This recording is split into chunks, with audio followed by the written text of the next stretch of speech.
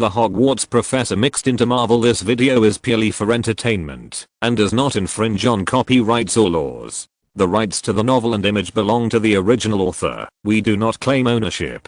Don't like waiting and want to listen to this fanfic in full now? Subscribe to our Patreon, where you'll find the best fanfics. Chapter 51 Return to Marvel. Kamar-Taj. In the Marvel world, Kamar-Taj Library. Robert Morin, the librarian of Kamar-Taj, is meditating. As a Kamar-Taj mage, in addition to having a strong body, the mental power cannot be too weak. Otherwise, it is impossible to draw the power of Vishanti to assist in cultivation. The stronger the mental power, the more power can be drawn, and the more powerful the spells cast will be. The body is just a container, which determines the upper limit of the power you can carry. But the mental power is the mouth of the bottle, and the size of the mouth of the bottle directly determines the speed of practicing magic. At this moment, although Master Morin has been meditating, he is a little absent-minded, because he found that a mage who just came in before was not strong in body, but his mental power was outstanding. He was a little curious about how the other party practiced, and whether there were any methods and tricks, because his practice has already encountered a bottleneck. Despite this, he still tried to reduce the distracting thoughts in his heart. The most important point of meditation is to have no distracting thoughts in the mind. Only by keeping the soul as pure as possible can you better nurture the mental power, better accept the power of Vishanti, and improve your own magic practice. Trample, trample, trample. The sound of slow footsteps gradually rang in Master Morin's ears. He was not surprised at all. His sharp mental power had already let him know who the other party was. So he slowly opened his eyes, looked at the wizard Lockhart in the grey robe in front of him, and glanced at the 3 books in his hand, and said lightly, "Master Lockhart, are you sure you want to borrow these 3 books this time?" Without waiting for Lockhart's reply, Master Morin continued, "Since this is your first time entering the library, according to the regulations, I need to emphasize this to you again before you leave. Only 3 books can be borrowed each time, and the borrowing period must not exceed 1 month. Only after returning the books can other books be borrowed. Private exchange of books is allowed, but they must be returned in person.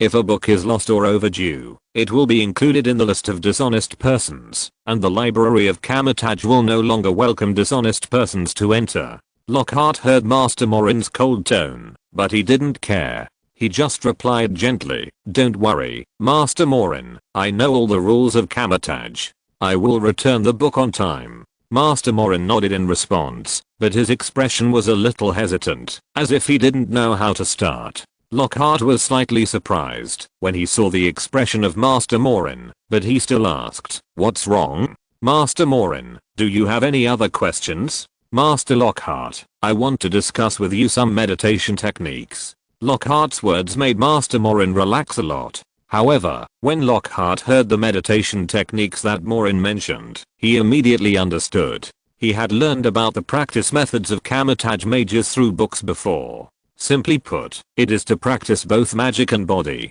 While training the body, one must also have a strong mental power.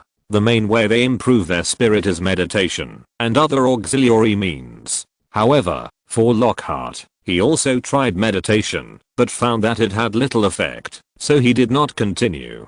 So he said, "Master Morin, I'm very sorry, I have not practiced meditation before, and I don't know much about it. I'm afraid I can't communicate with you." Hearing this, Morin showed a trace of astonishment on his face, as if he couldn't believe that a mage didn't know about meditation. Suddenly, his face looked a little ugly, and he felt that Lockhart was perfunctory. Lockhart saw the change in Master Morin's face, and knew what he was thinking. He immediately explained, "Master Morin, you may not know me yet. My mental power comes from my own blood. It grows naturally. Meditation is not as efficient as blood, so I don't pay much attention to meditation." Hearing this, Master Morin's face returned to normal, but his eyes still revealed a hint of envy. "Blood, I've heard before that some people with strong blood can spontaneously possess magical abilities without doing anything.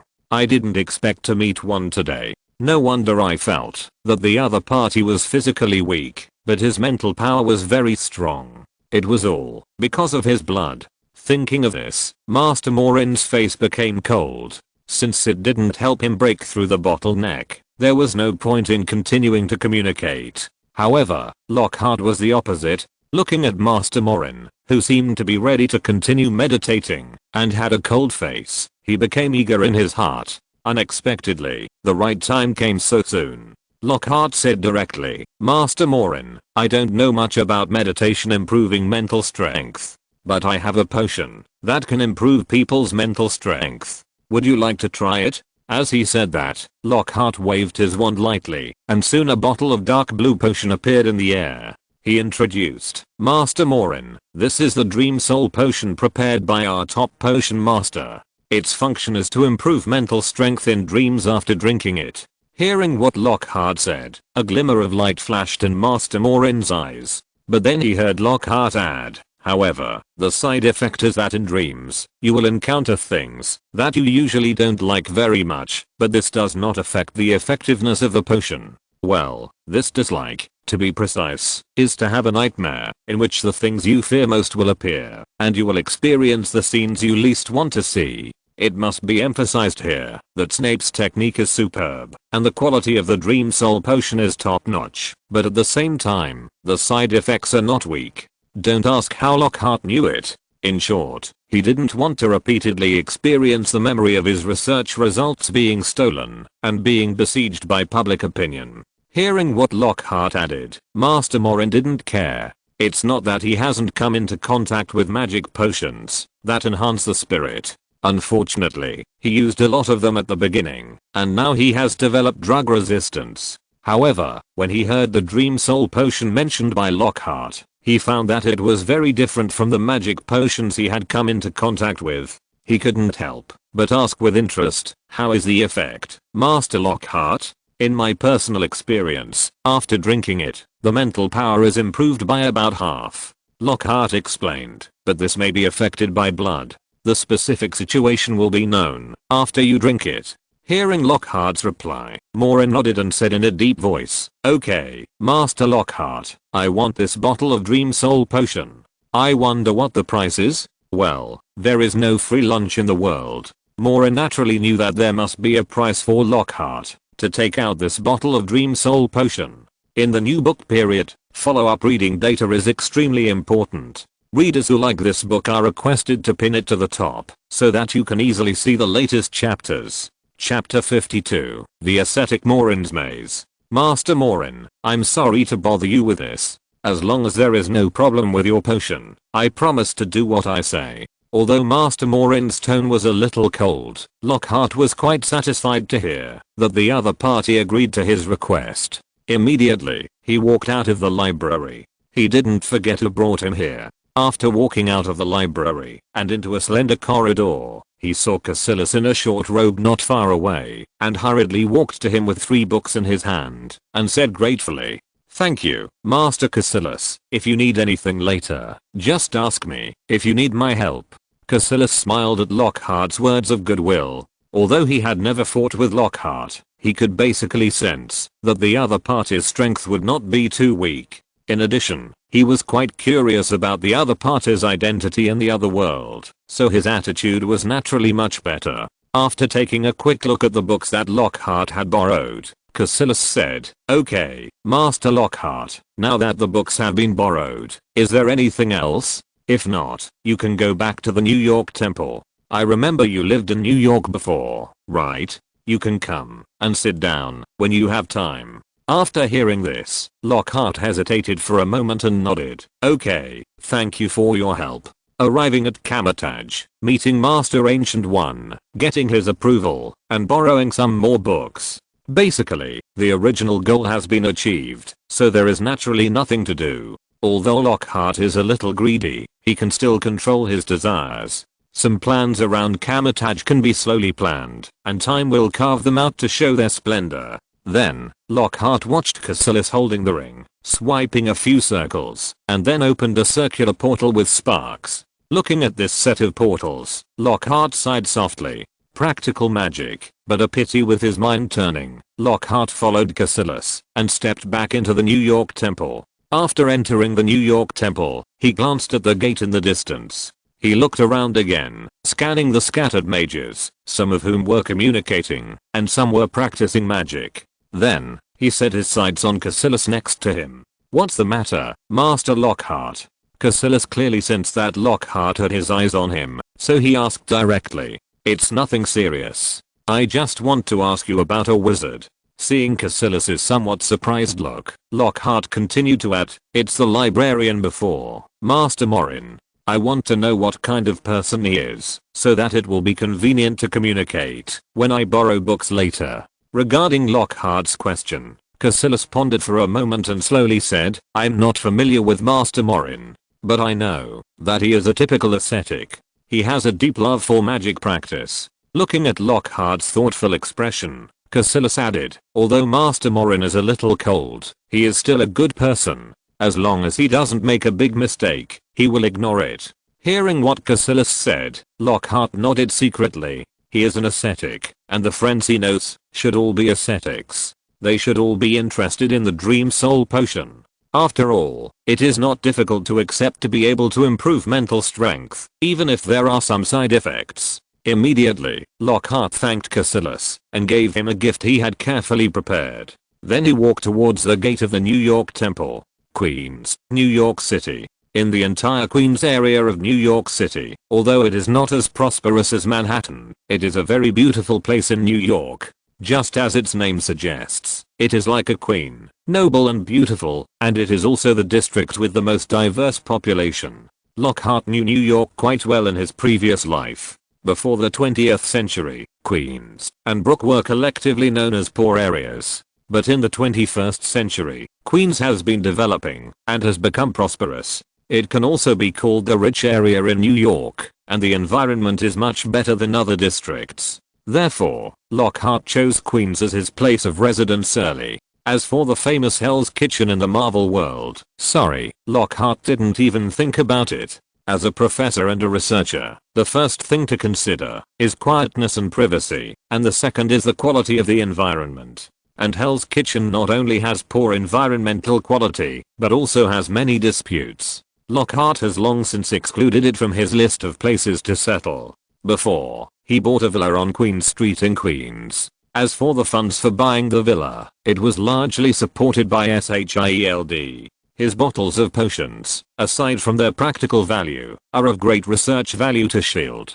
As Lockhart reached out to hail a taxi and told them where he lived, he saw the villa he had purchased a short while later. After getting off the car and paying the taxi fare and tip, Lockhart walked towards his villa. Walking onto the streets of Queens, Lockhart looked at the surrounding shops and scattered pedestrians and sighed. Alas. With his keen mental power, Lockhart was able to detect the abnormal behavior of some nearby pedestrians and salesmen. These SHIELD agents really only remember to eat and not to be beaten. They were told that they could not get close to him because they had cast a spell, but they chose to follow him from the side. Although Lockhart didn't care, he was still a little unhappy. After thinking about it, he didn't care about these SHIELD agents. Under their gaze, he walked directly into the villa that they could not get close to. Trident Building, SHIELD headquarters. Coulson sat in his office, carefully looking at the documents on the desk, which were all recent mission records. As the confidant of Nick Fury, the director of SHIELD, he naturally had the authority to review the mission records. In the end, every month, he would compile some of the information he saw into a document and summarize it on Nick Fury's office desk. Suddenly, ring, ring, ring, the landline phone next to the desk suddenly rang. Coulson frowned slightly, but still picked it up. Generally speaking, ordinary calls would not be directly connected to his office. They would only be connected to some important matters he ordered. Is there something wrong? Report, sir. We found that the target person went out and returned to the maze. What is the next mission? Well, the maze refers to the villa where Lockhart cast the spell. They sent agents to prepare to enter, but found that, when they arrived nearby, it was as if they had stepped into a fog and could not get close at all. So they gave it a name, the maze. Hearing the agent's report, Coulson pondered for a moment and asked, "Keep holding on. Also, what did the other party do before? How did you investigate?" Soon, an apologetic voice came from the phone. "Sorry, sir. We tried to track him before, but we didn't find him. If he hadn't come back, we would have thought that the target was still in the maze. Find out how he came back? Coulson thought for a moment, and then added, what kind of transportation did he use? When did he use it? Where did he use it? Check the surrounding cameras, and see if you can find out where he started. Okay, sir. Then, Coulson hung up the phone, and began to think again. For this wizard professor, the director has given a death order to investigate the wizard forces or wizard civilization information behind him. With a sigh, Coulson considered his previous thoughts and looked at the task report record in his hand again. There is still work to be done. It's almost the end of the month, and he has to compile a latest task report for his director. There are a lot of things to do. Time passed slowly, and Coulson finally finished compiling the latest task report. Just now, lying on the chair, he stretched his waist. Suddenly, the wizard professor called. The wizard professor called. The ringtone of the cell phone sounded quietly, which completely brought him back to his senses.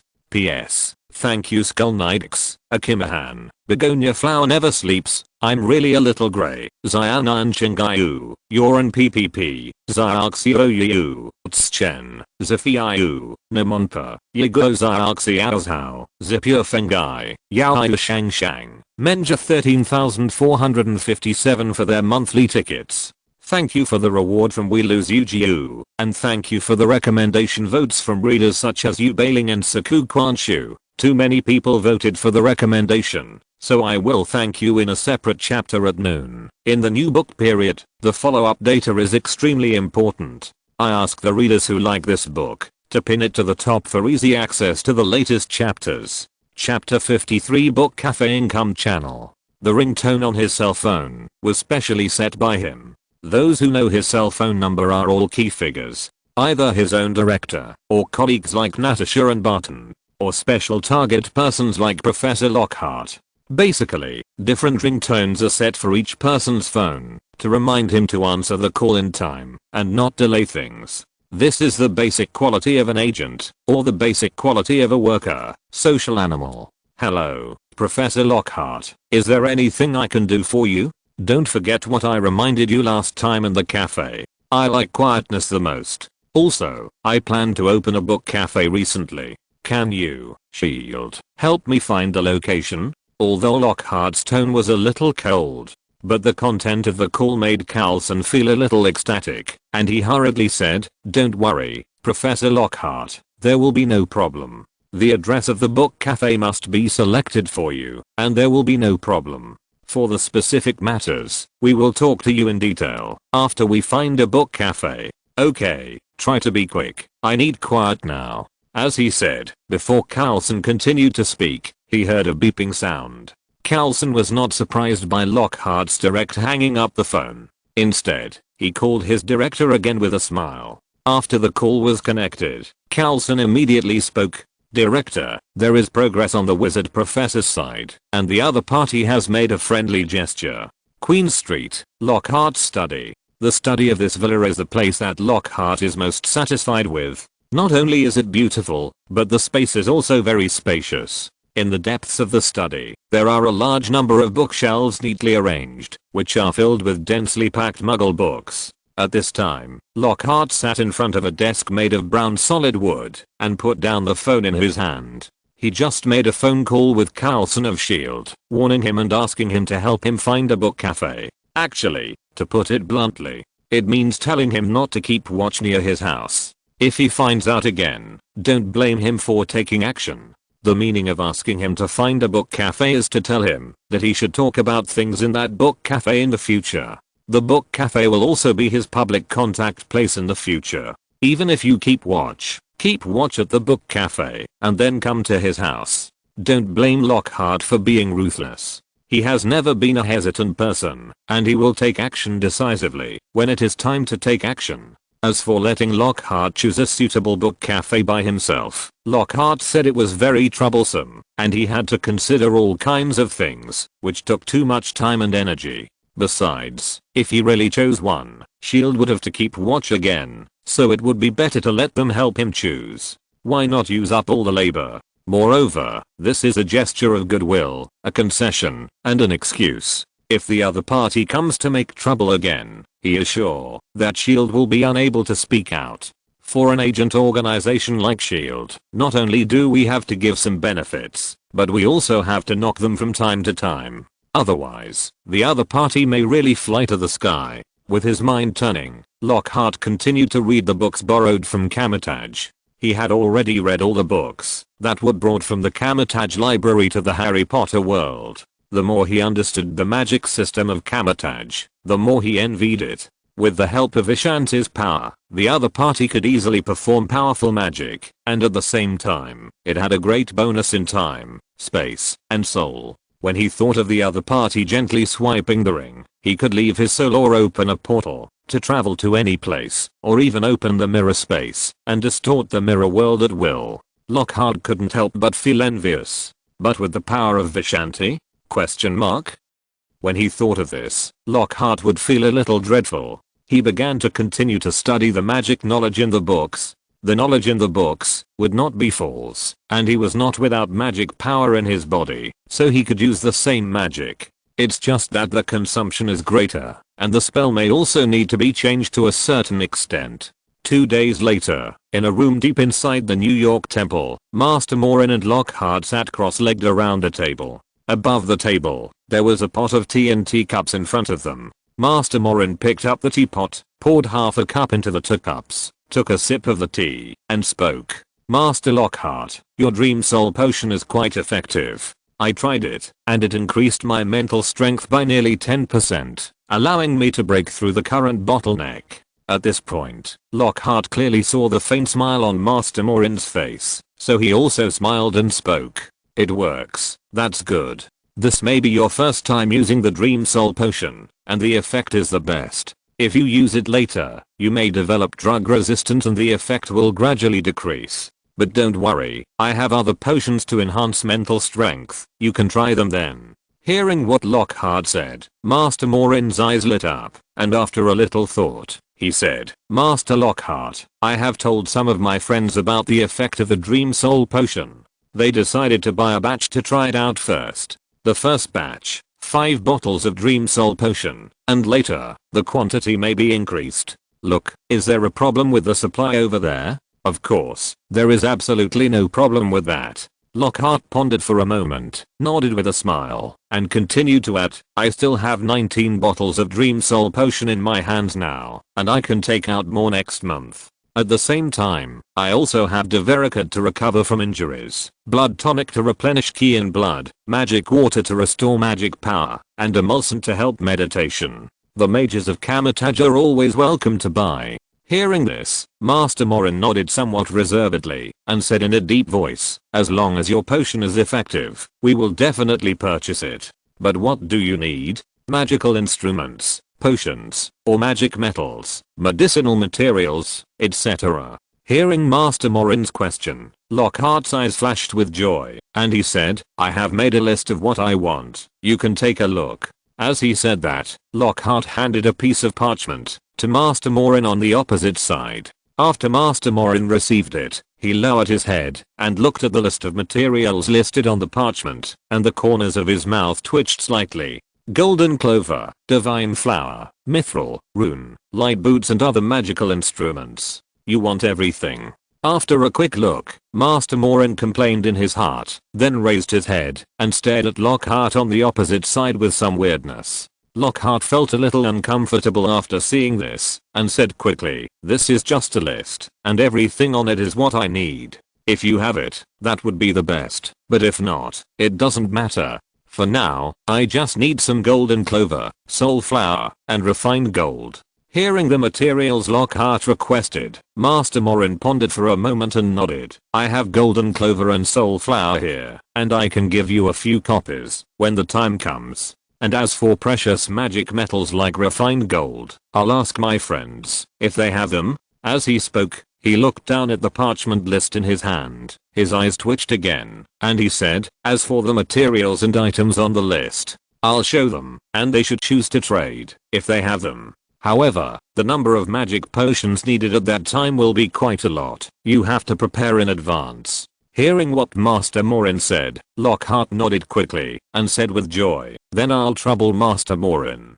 As he spoke, a bottle of Dream Soul Potion appeared in his hand again, and he handed it to Master Morin. "This is a bottle of Dream Soul Potion. Master Morin can try it again, to see how the amplification effect of the second bottle is." Master Morin looked at the dark blue Dream Soul Potion in front of him, then looked up at Lockhart, who was smiling in front of him. After thinking for a while, he nodded slowly, and put away the Dream Soul Potion without saying anything more. Seeing Master Morin's actions, Lockhart's smile became even wider. He thought he had a way of judging people, like an ascetic like Master Morin. He would not take any benefits if he was not sure of something. It seems that the first revenue channel will be successfully opened up.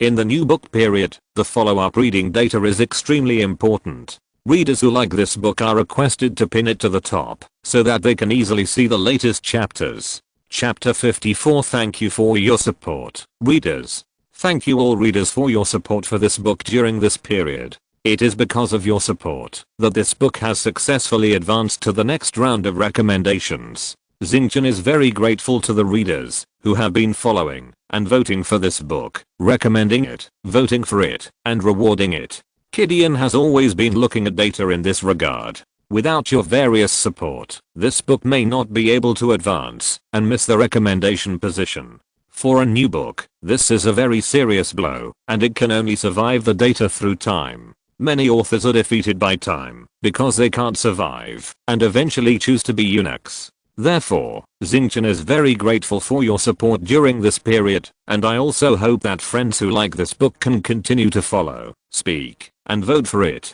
It would be great if there were awards and monthly tickets. Finally, it is about the list of people who have been supporting this book, voting for it, recommending it, and rewarding it during this period. I carefully sorted out the nicknames of each reader, but due to the large number, there may be errors and omissions. If you find that I have written it wrong or missed it, please point it out in time, and I will correct it immediately when I see it.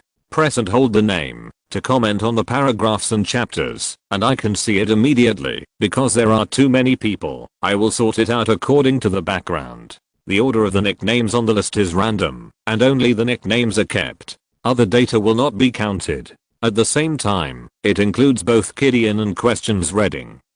Thank you again for your support. Xingchen will work hard to ensure the quality of this book and ensure continuous updates. Xingchen will make a guarantee here. After it is successfully put on the shelves, it will definitely burst out 20 chapters first. Then, look at the data later, and continue to update 10 chapters for a few days. In short, as long as the data is good enough, I can use up all my saved manuscripts and stay up late to catch up. The list of readers who support this book, statistics end at 11:50 on June 20th. 2022, Alex Bingfeng, Zixuan Kanglio, Zulu Zujiu, Menja 13,457, Nature, Temperament is well grasped, Dawn Heart, a Heart's Chen.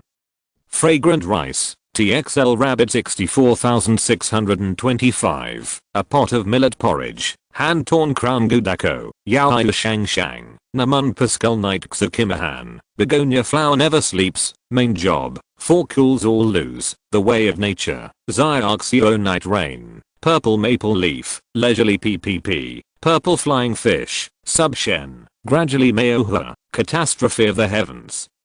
All things, the princes are afraid to live in the world. Changlao, Sanfredino Glory, Come Back in Times, Zhangxi Office Gan Yukikes, Zizhang, Zifeng, Zimejiang, Really Out of Power Broken Wings, Dead Branches and Rotten Leaves, Battle Platform Wangai Rider, My Name is Entropy, Battle Fairy Zufi, Moonbird, You Bailing Original Diamond Candy, Yuan Shishianzan, Desire Blood Demon 1.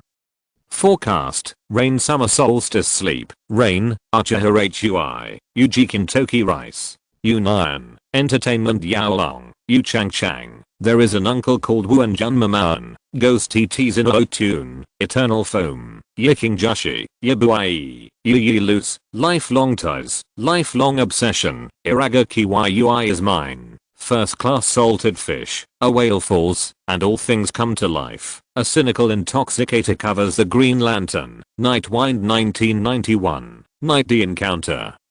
Yeo 031021571315. Yang Mei. Blood Knight. Zuaneo Shuo. Xingwo. Starry Sky. Little Book Guest Paper. Novel Book Friends. Xiao Kualong. Xiao Bei. Xiao Shengduan. Xiao Desert. Want to talk about love. Fragrant grass. Idle clouds become rain. Lions who love to eat meat. Fog without fog mistakes.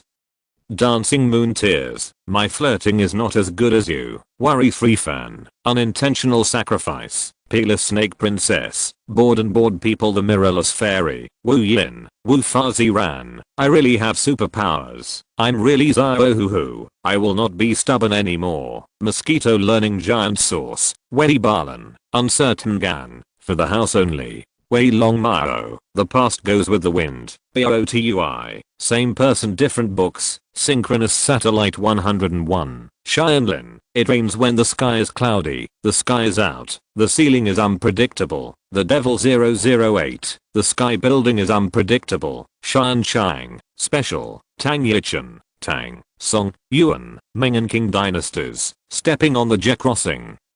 Sumuzu. Strontium presents the main work department to call a push. Shuang. Book Friends Dreamy Sky Blue. Book Friends 854. Asterisk 915. Book Friends 854. Asterisk 388. Book Friends 854. Asterisk 118. Book Friends. 2022052913080670. Book Friends 202205031705233330. Book Friends 2022050317052330. Book Friends 202201141917401114. Book Friends 202201121606088843. Book Friends 202112022217504886. Book Friends 202106261517131555. Book Friends 202103271202596661. Book Friends 20210301105383351796. Book Friends 20210301105262095138. Book Friends 202110410410474569. Book Friends 2020092923101815. Book Friends 202007101253319118. Book Friends 202005092312005553. Book Friends 202001261805545535. Book Friends 201912171258511120. Book Friends 201911301531103119L.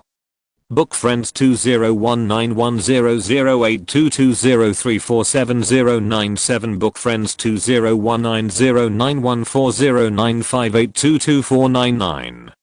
Book Friends 2019090421215350. Book Friends 2019070700433397. Book Friends 2019070110492795. Book Friends 2019060109040964. Book Friends 2019060109040964. Book Friends 2019051711395814. Book Friends 2018110420100514. Book Friends 201811022043423110. Book Friends 201810030546013939. Book Friends 2018082220200946. Book Friends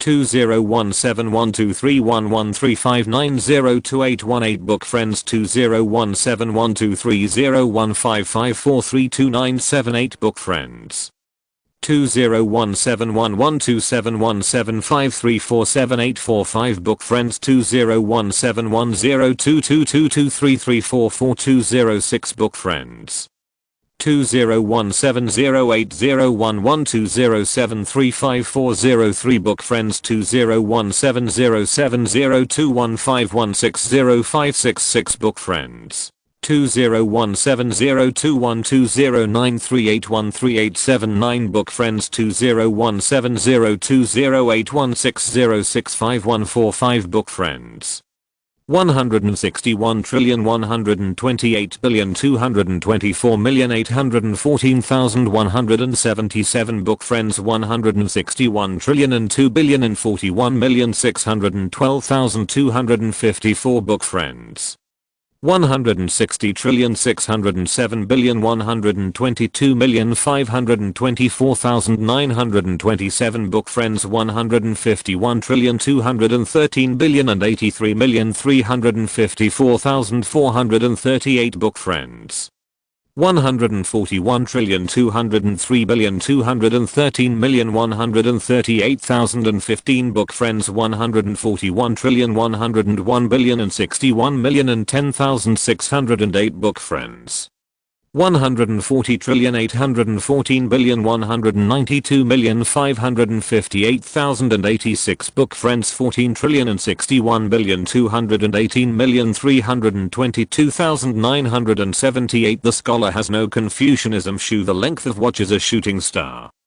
Fashion Master 10 Perfect Big Beard Sheng Wang Shaos Heng Liu Shang Feng Wang Nang Chu The Salted Fish Who Fishes at Work What RSEN 20310915729080223 Evil 3 Horizontals The Young and Handsome Rixie The Night Stained with Red Blood I'm short of money and I am lost again was Church Kingdom Love the love of the heart King Gayu Taoist King Kian 9527 King Mo Kyans who pushed George Jost a second diving steamed bread Kyana who point GLA a name only with face pan Heo are climbing the kind that comes from behind hard-working cabbage nickname 223 You're forever odd as and your blue father shepherd Mew ya Mew ya ya Mew ye Sanchi Baron lack a certain idle and late night Cultivator Emo Ran Yulin Hujan Love Simpson Emo when which number 18 Dowsakan Mushroom Cat Fate Nerve Fate Honey 1973 Dream God Meng Meng Suffocated People Kadoa She 555 Beautiful Starry Sky Meeting Cats, Books, and Dogs Slow Walking, Scenery, LUOZUI King Pualuo Fictional Deng Upstairs Dragon Fighting in the North Sea Dragon Fish Terry and Stuffed in Your Mouth Flowing Day 123,456 Wandering Clockwork Zero Snowland Zilchin Small House in the Forest Liang Bao Chuan Li Crazy Li Li Shad Old Reed Head Lazy and Cute Yang Sloppy Monster Am Lako Kano Yi Ko Yazio Zio Ubeo Kayilin The Dragon King Who Reads Books Junyan Yin confused about what name to choose Whale Falls, and all things come to life Jinye Wei Tong Si Jinye Jiang Fei Generals Little Imperial Envoy Jian Chun Self-Cultivation Simple Life Masked Cat G Push Clip and GG Fuji GA Machine Vulcan 1945 Rocket Can Hot Pot Shabu Shabu Ice Cream Mixed Dream Chasing Me Flower Pity The Waning Moon House They On Boy The Law of the Primitive Black Huan Dragon Flame Crane Falls No Man's Land Sweet Rice Dumplings Dipped in Soy Sauce The vast clouds are floating rolling through bright yeah like $sign Dangerous like $sign Arrow like $sign Kuei like $sign Arrow Ancient Amoming The Lonely Zangwen and Waiting for Your Eyes Follow Gan Ui Gaini Zero Gaini Fu Sheng Ru Meng Non-Fashion Master A radius of 9,999 miles Squatting in the Grave to Poop Do Men Helan Reader 2021012515453694486845 Du Wang Gai Dang Fang Wang Suding Heiziam Sun Emperor Prince Imperial Heaven Fist ARUI Great Kind Man Atmosphere Big Tit Study When Can I Have a Wild Article CUI Lang This user nickname has been cancelled CIZHU Touching Ming Eat unsleeping Eat sugar cakes and burn the back of the head Morning and dusk beyond heaven Smashes Viru Downot Super Elgin Forever Production I don't like fish fillets Buki game I don't know Fire Not Easy and Wing Bow only skin ghost waves are surging. Why binks an ice cold for a while. Don't come extracurricular lover sad ZHU 100 days. White horses a shooting star. Dark love scolding love lol is dead. Fat house ace blood ZZZW book shortage. Y Wang WHT 2004 us dream god Tang Khan Tartarus dream god denying Khan stage first forum sim summiter SLCVD Sky Simon Blow S rungless QD0 BP.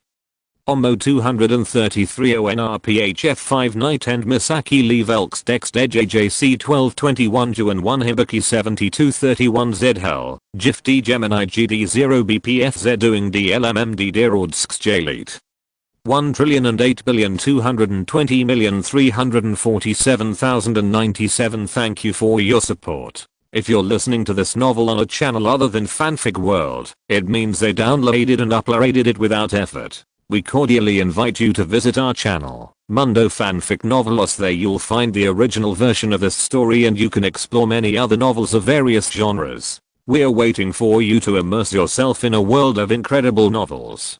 Chapter 55, The Magical System of Kamar-Taj. Master Lockhart. Let's stop here for today. I still have things to deal with in the library. Okay, Master Morin, let's talk about the magic of Kamar-Taj next time we have a chance. Okay, let's talk next time. Soon, Lockhart watched Master Morin holding the ring and making a slight circle, and a spark portal leading to Kamar-Taj was quietly formed.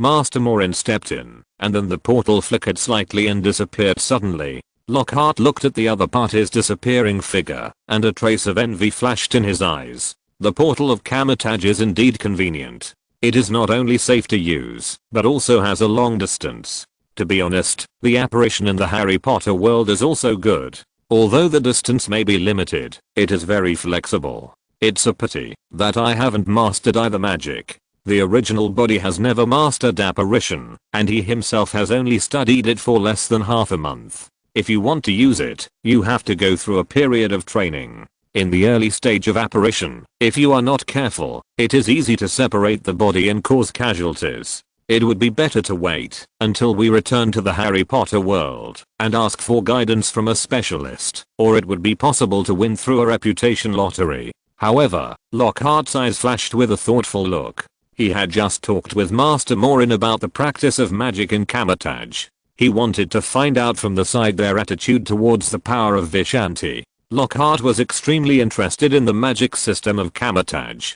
He borrowed a lot of books, but found that most of the spells in them were closely related to the power of Vishanti. For example, spells such as Soul Out of Body, Portal, and Mirror Space made Lockhart jealous. The lack of Vishanti's power is like missing a key missing picture. Even if he tried every means to replace it with the magic power in his body, he always failed. For a while, Lockhart was a little depressed. But soon, he adjusted his mentality. Since he lacked the power of Vishanti, wouldn't it be okay to supplement it? Although he was a little afraid of relying on external forces. But he was not a person who would give up because of choking. Kamar-Taj has been practicing with the help of Vishanti's power for thousands of years, so he doesn't believe that no one has thought about the harm of using external forces. If he can understand these people's ideas and solutions, it will undoubtedly be of great help to practice Kamar-Taj's magic. Just now, through his communication with Master Morin, he found that they had no rejection of borrowing Vishanti's power, but rather took it for granted. It seemed that they regarded Vishanti's power as a kind of magic potion, as a magic weapon, to increase their own magic practice and magic power. Regarding the harmfulness of Vishanti's power, they frankly mentioned that after death, all their power would return to Vishanti as the price of their practice in this life. Such an attitude made Lockhart hesitate. If the price really only comes after death, then he is not unacceptable. After all, there are many ways to prolong life in the Harry Potter world. In the Marvel world, what he is afraid of is that the risk will not be left with only this little. Immediately, Lockhart retracted his thoughts and began to prepare to leave the New York Temple. In the afternoon, he still had something to deal with. As for the practice of Kamar-Taj's magic system, he could study it slowly later. In the afternoon, Vincian Book Cafe. Vincian Book Cafe is a combination of a library and a cafe, located in Queens. The owner of the book cafe has decorated the entire book cafe very carefully and invited a special designer to design it. The intellectual charm of the books and the leisure atmosphere of the cafe are perfectly integrated, and the daily profit is not low. However, the owner urgently needs a lot of funds for some reasons, and has to sell the book cafe.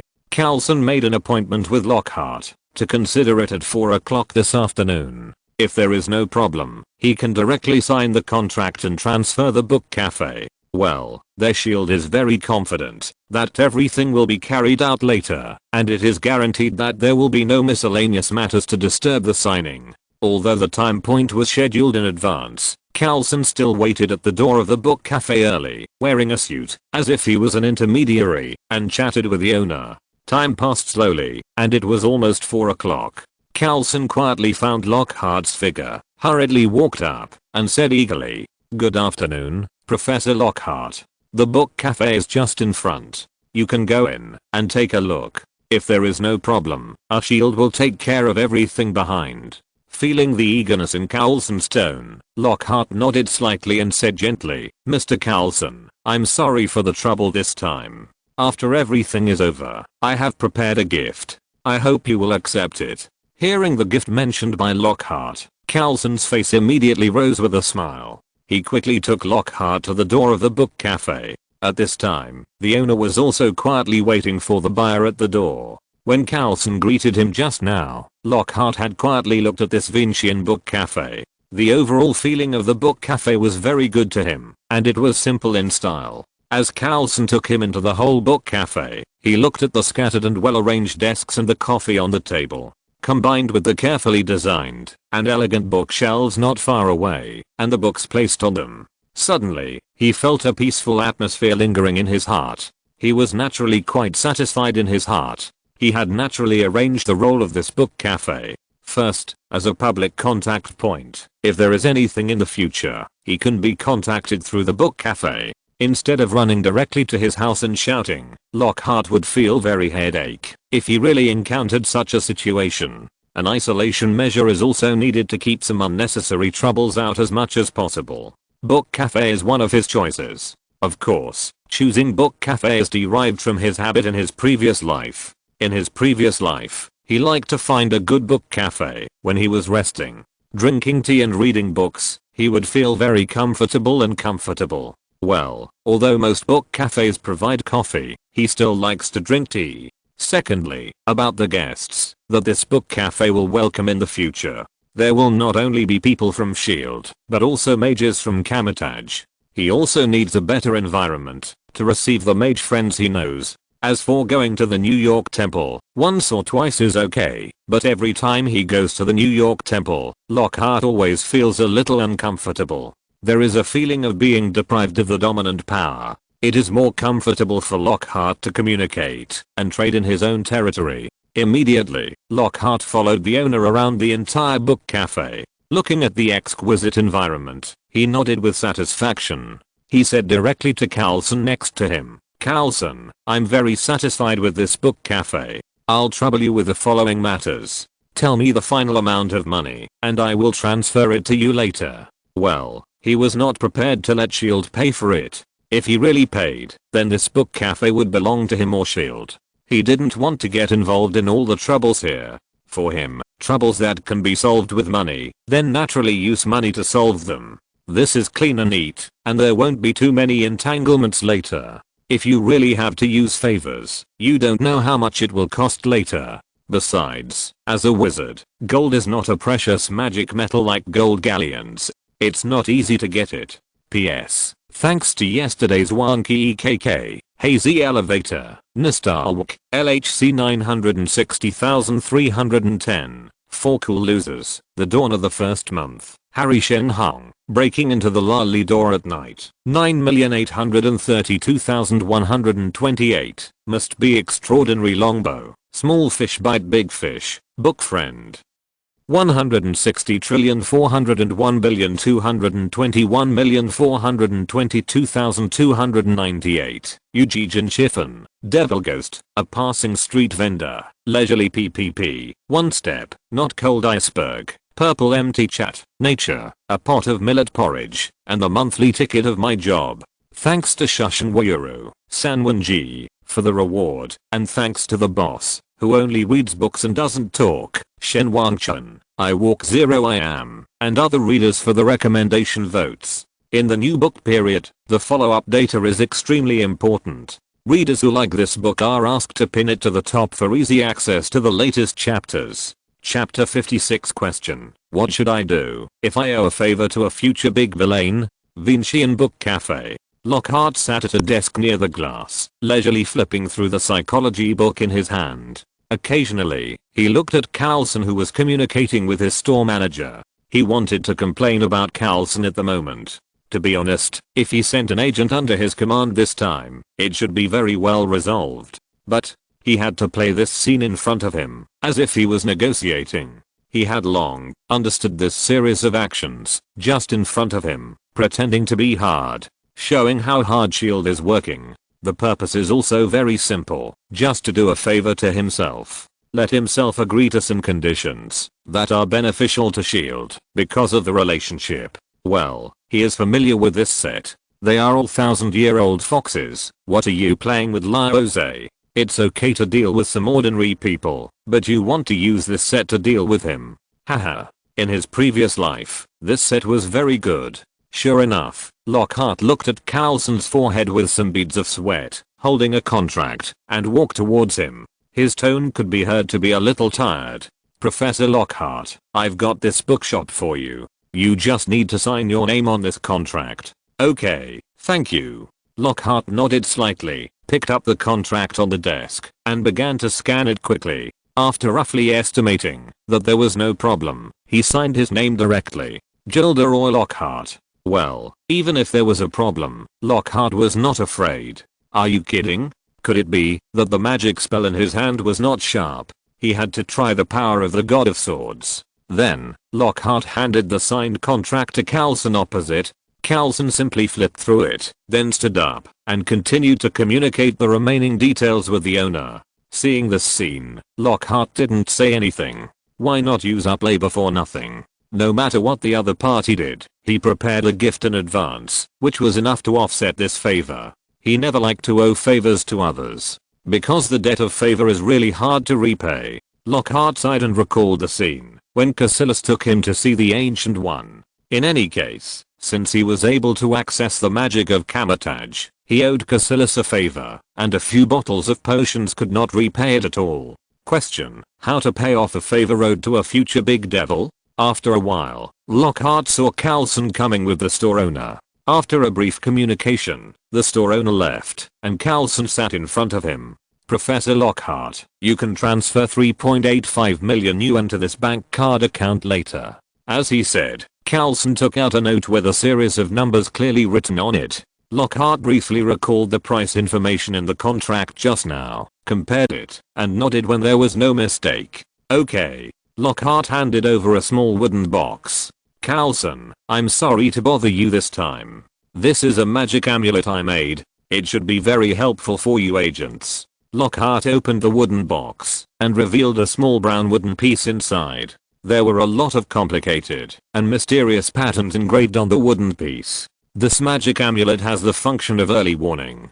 At the same time, if it encounters fatal damage, it will automatically release an armor spell to resist an attack. It should be very helpful for agents like you. Hearing Lockhart's introduction, Carlson showed a hint of surprise on his face. They had obtained the magic potion before, and now they have obtained another magic item. It's really amazing. Especially when Carlson looked at the many mysterious patterns emerging on the Paulonia wood piece. His eyes were shining. The previous magic potion didn't seem to have achieved any effective results. Now the patterns on this magic amulet should be able to be cracked with the technology of S.H.I.E.L.D.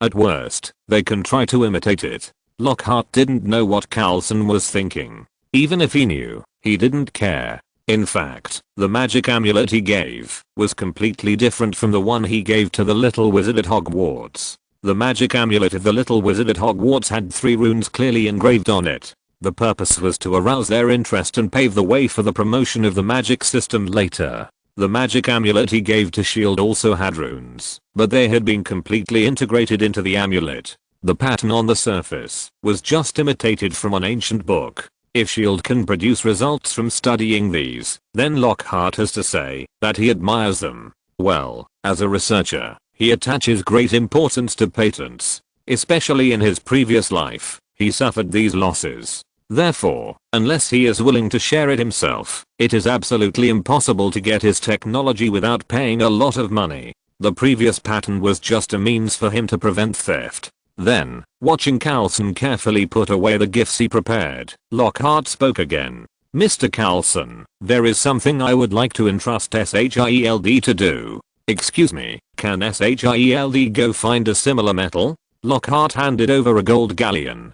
Carlson carefully looked at the round coin in front of him, which looked like gold, especially the dragon pattern engraved on the surface, and a lot of guesses flashed through his mind. But he still showed a gentle smile on his face, and said with certainty, "Okay, Professor Lockhart, I will definitely inform you, as soon as I find it." As if sensing Carlson's affirmative tone, Lockhart continued to add, "It is a magical metal, somewhat similar to gold, but it is not gold. If you can provide enough similar magical metals, I'm also willing to trade more magic potions and magic items." Hearing this, Carlson's eyes were obviously brightened. He had been worrying about how to maintain a normal trading relationship between the two. Because, due to the relationship with Asgard Prince Thor and Lockhart's powerful strength, SHIELD did not want to deal with it directly, but only wanted to break through from the side. However, they were shocked to find that SHIELD and the wizard professor did not seem to have common interests, although they are very rich and powerful. But the other party is obviously not a greedy person, and their own power cannot control the other party. If he did not need a normal identity at the beginning, perhaps the two would not even communicate. Like two parallel lines, although they exist, they will never intersect. Now, Lockhart's needs are finally clear. Although it is only a little, it is enough for SHIELD to find a breakthrough, and then tear and expand. In this regard, they are quite good at SHIELD. What's more, looking at this metal that obviously looks like currency, and thinking about Lockhart's requirements, the amount of information contained in it is not small. Carlson carefully looked at the gold galleon in front of him, and a series of speculations surged in his heart. It seems that this wizard professor is also restless. In the new book period, the follow-up reading data is extremely important. Readers who like this book are requested to pin it to the top for easy access to the latest chapters. Chapter 57. How to get a lot of cash quickly. Discussion. How to quickly get a lot of cash. In his previous life, Lockhart had joked with several colleagues. Some people said that they make money with information asymmetry. Some people said that they make money with resource asymmetry. Some people said that they make money by building a platform, such as Teo Bayo. As long as it is done well, it is like building a canal, and money will flow in like water. Others joked that they should just rob a bank, rob on the spot, and see the money on the spot. And Lockhart thought about it, and gave his own answer with a smile. If you don't consider other factors, open a banknote printing factory, and all the money printed is yours. Every minute is hundreds of thousands, or even millions, which is very easy and endless. Haha. This is of course the fastest way to make money. If you rob a bank, you have to consider how to load the money. If you really open a banknote printing factory, the money printed is yours. In the previous life, it was just a joke with friends. But in the Harry Potter world, as Lockhart kept throwing money, his demand for gold galleons became more and more vigorous. Some of the jokes before gradually emerged in his mind. There are many things he will do in the future, and all of them cannot be done without gold galleons. Without money, everything is just talk, just like the floating clouds in the sky, which look good, but are too illusory. What's the point of talking about magic promotion? What's the point of talking about truth research? If you really don't need money, you can succeed. In his previous life, he worked so hard that sometimes he had to do some key people like Carlson now, selling smiles in front of them, doing hard labor, and giving favors. Why, all his activities have been very smooth since he came here. On the one hand, he uses his brain before doing things, and will not do such idiotic behavior. On the other hand, he is willing to spend money. When he didn't know the Marvel world, he spent a lot of money to buy magic items to ensure his own safety. When he arrived in the Marvel world, he spent all kinds of money, gave snacks, magic potions, and magic items, and managed everything very well. No matter who it was, the attitude towards him was not bad. He even gave a lot to Master Guyi. Is this what Master Guyi lacks? No. It's just that Lockhart wants to make his attitude clear. Even if the other party doesn't want it, he has to give it away. And now the result is that the Ancient One has accepted his existence, and the entire magic system of Kamar-Taj has slowly opened up to him. And all of this, in the final analysis, all stems from the fact that the original body left him a large sum of wealth, which is a considerable amount of gold galleons. As he continues to spend money, his foundation is also constantly being consumed. When he really reaches the end of his rope, Lockhart will probably face the end of the road. Therefore, Lockhart began to think about how to quickly obtain a large number of gold galleons. As long as he has more gold galleons in his hands, he can establish his own power and expand his influence in the Harry Potter world. At the same time, it will be fed back to the Marvel world. When the Marvel world is managed to a certain extent, it will also be fed back to the Harry Potter world. In the end, it will complement each other and spiral upward. This is Lockhart's plan. And all plans, at the beginning, require Lockhart to have a large number of gold galleons or magic resources in his hands. This is the premise for all plans to be carried out. Of course, if he follows the idea of a dealer, buys goods from the Harry Potter world, and then sells them in the Marvel world, the same thing will happen when he returns. He is taking advantage of the poor resources. Although he can see money, the effect is too slow. He can't travel between the two worlds at any time. He only has one chance a month. In this case, it is not only tiring, but also inefficient. He is a wizard scholar, a researcher of truth, not a businessman. At first, he never thought of taking this path. What he wanted was to find a way to solve the problem once and for all. For example, open a banknote printing factory. This idea, in the previous life, seemed like a joke.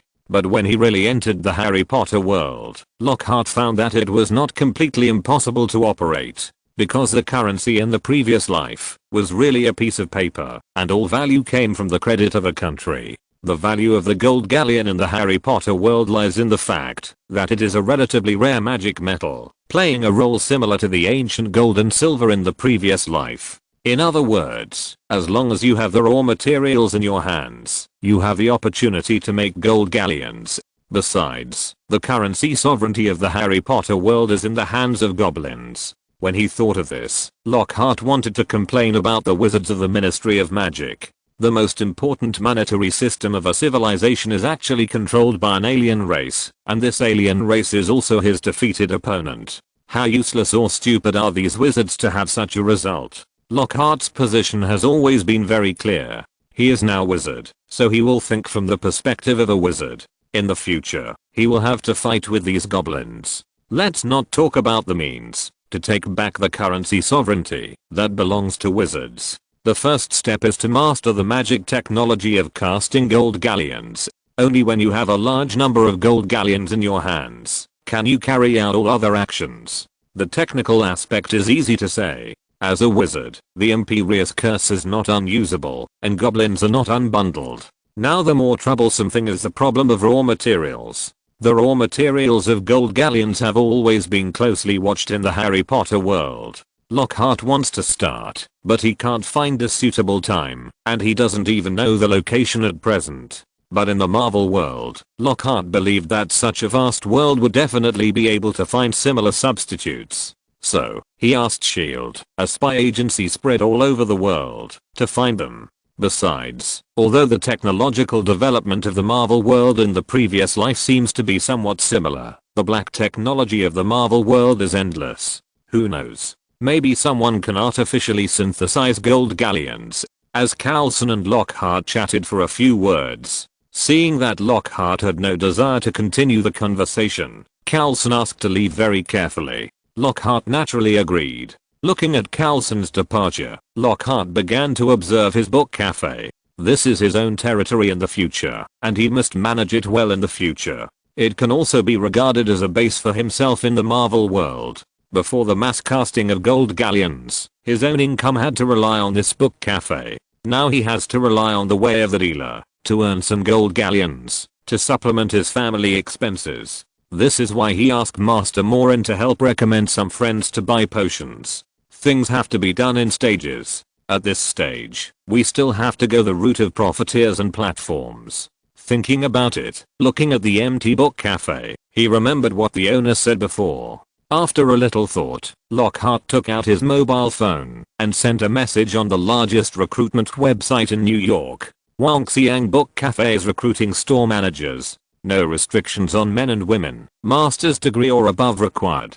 Probation period is 3 months. Probation salary is 8,000 yuan/month. Regular salary will be discussed later. Recruitment address, Wangxiang Book Cafe, 165 Weston Street, Queens. P.S. Thanks to Xiaopei, Koala, Yao Shang, leaning on the corner and crying, Guayu Yangchen, Gariml, Geographic Lost, Shianai Road is far away, smiling at the world, Yang Wang, Yingju, Ryu, and 9,832,128 for their monthly tickets.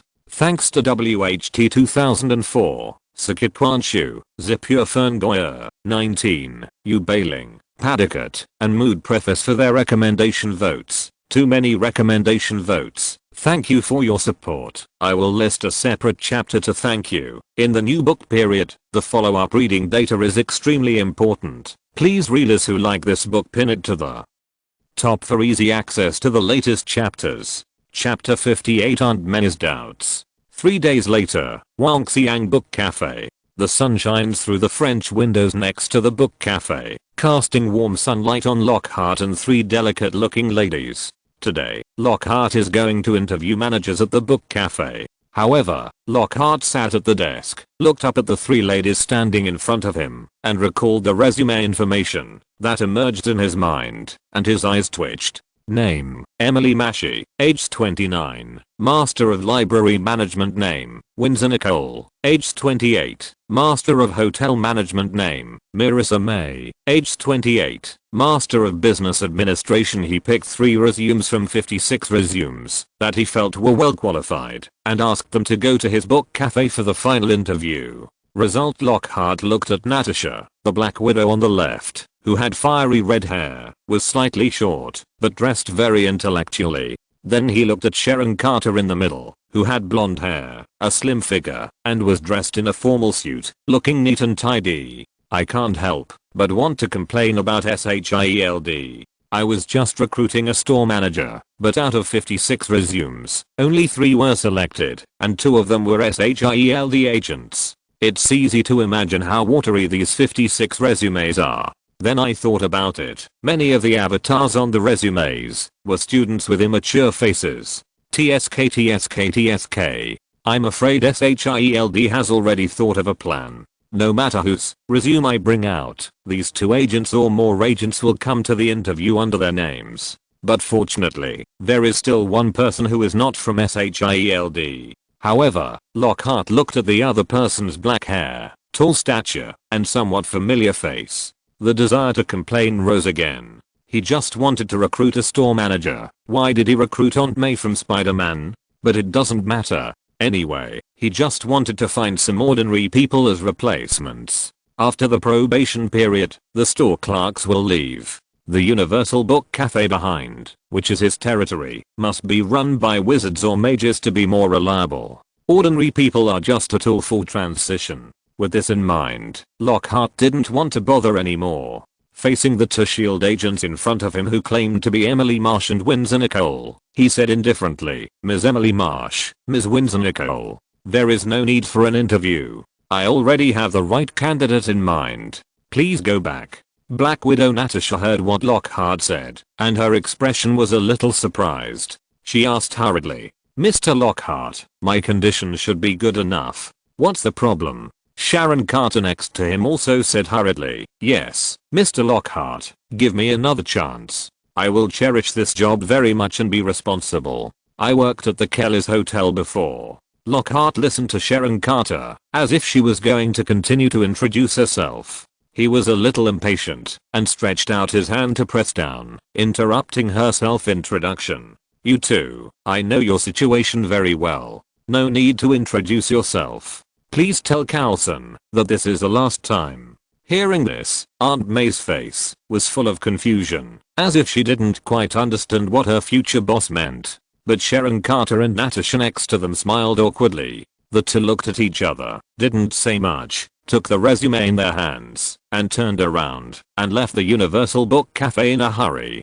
Damn, what the hell is the intelligence department doing? How did my identity leak out? Also, who is the other party? Why didn't the bureau give a detailed introduction and let me come here to lurk? Lockhart looked at the two people leaving and nodded slightly. He didn't want to continue to tossing. If these three people were driven away and replaced by others, I'm afraid S.H.I.E.L.D. would have to stuff people in. At that time, if he didn't use the divine mind, S.H.I.E.L.D. might really lurk in. It's better to settle it quickly. In short, Spider-Man's identity is clear to Aunt May, and there is no too much trouble. Well, except for Spider-Man. But he is quite interested in Spider-Man's mutation, and wonders if it can be artificially replicated. Thinking about this, Lockhart explained to Aunt May, who was puzzled. The identities of the two people just now are somewhat special, so you are the only candidate.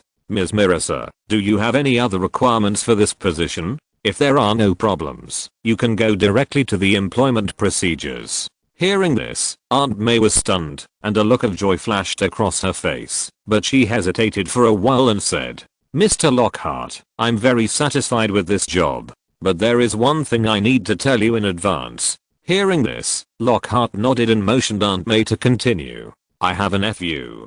Every day after school, I have to rush home to cook, so I may not be able to work overtime for a long time. Then, Aunt May assured in a somewhat hurried tone, but don't worry, Mr. Lockhart, I will be serious and responsible for this job, and I promise that it will not delay my work.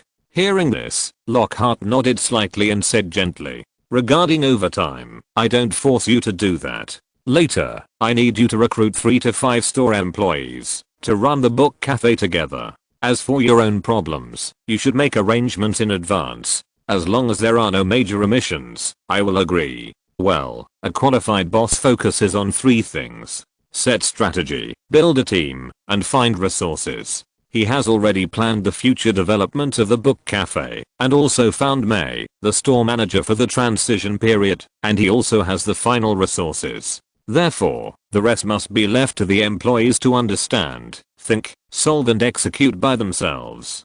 Don't manage too much.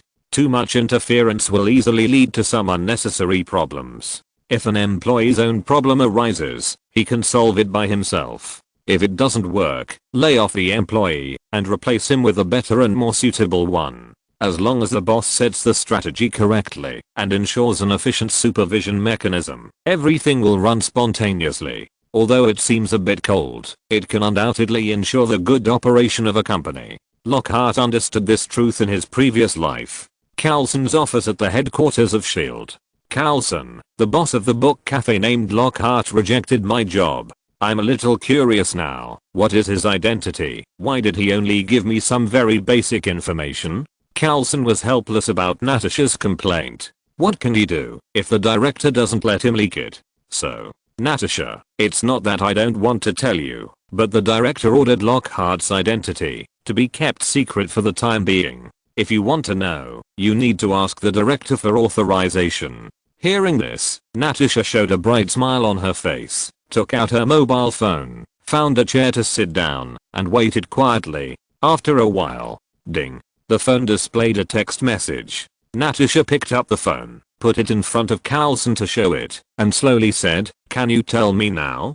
Coulson looked at the text message on the phone, thought about it, and said, "Natasha, the following information is not allowed to be leaked. It is a level 9 secret of S.H.I.E.L.D. and needs to be strictly kept confidential." Seeing Natasha nod, Coulson continued to introduce the target person, this time, Gilderoy Lockhart. Title, Wizard Professor. First appeared in new book period. Follow-up reading data is extremely important. Please like this book, readers, to pin it to the top so that you can see the latest chapters. Chapter 59. May is ready to show her skills. Wangxiang Book Cafe. Inside the book cafe, there was a tall, formally dressed white woman who was supervising the work of the staff. From time to time, she pointed to certain places and corners and spoke loudly with a somewhat strong attitude. "Chris, clean carefully. I just saw a ball of paper in the corner. Pay attention. Those corners and dead corners cannot be left out. Today is the first day of the book cafe's business. There can be no mistakes. Okay, Mary, I'll check again. Irina, check again about the supply of coffee, milk, spring water, tea, etc. Mary, don't worry, everything is fine. Alice, you must smile more. The first thing customers see when they enter the store is you. It's not good to have a cold face. Okay, Mary, do you think I look good when I smile like this? Alice, with a delicate face, deliberately smiled charmingly at Mary, who was supervising the work of the staff. After seeing it, Mary pretended to be serious and said, "It's beautiful, but now it's working hours. Smile at me after get off work. Be good, show me a sweet smile now. When the time comes, customers will depend on your sweet smile." As she said that, Mary also began to laugh softly. Marissa May, that is, Aunt May of Spider-Man, has been employed for 5 days. Since the book cafe was originally well decorated and not damaged, it can be put into use directly. In addition, the salary offered by its boss, Mr. Lockhart, is not low. In just 2 or 3 days, 3 shop assistants were hired.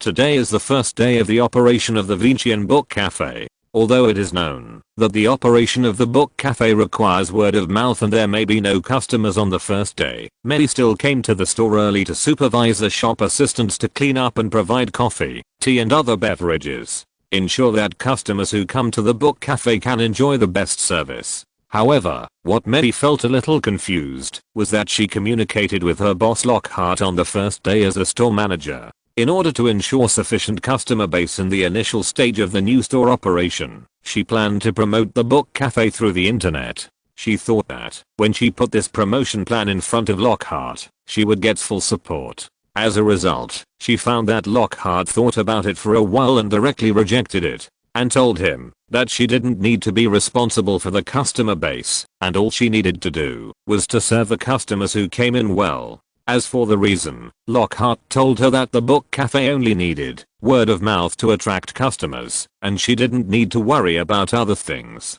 Hearing the explanation of her boss, Mary, who has a strong personality, immediately wanted to complain that Lockhart was a business idiot. According to her experience, word of mouth attracts customers, but you have to at least have people come to promote word of mouth. The initial promotion is indispensable, and you have to quickly pass the cold start stage before the word of mouth can ferment. Otherwise, this book cafe will suffer losses. But because she had just joined the company, it was not easy to contradict her boss directly, or she was afraid that he would fire her directly. Silently watching her boss make such a mind-boggling decision. After Lockhart suffered a loss, she showed her skills and saved the book cafe from danger and lived up to her learning. Well, she studied business administration, and with many years of work experience, she was quite experienced in business operations. Well, if she knew that Lockhart was going to fire her in a few months, I don't know if Mary would still have such a mentality.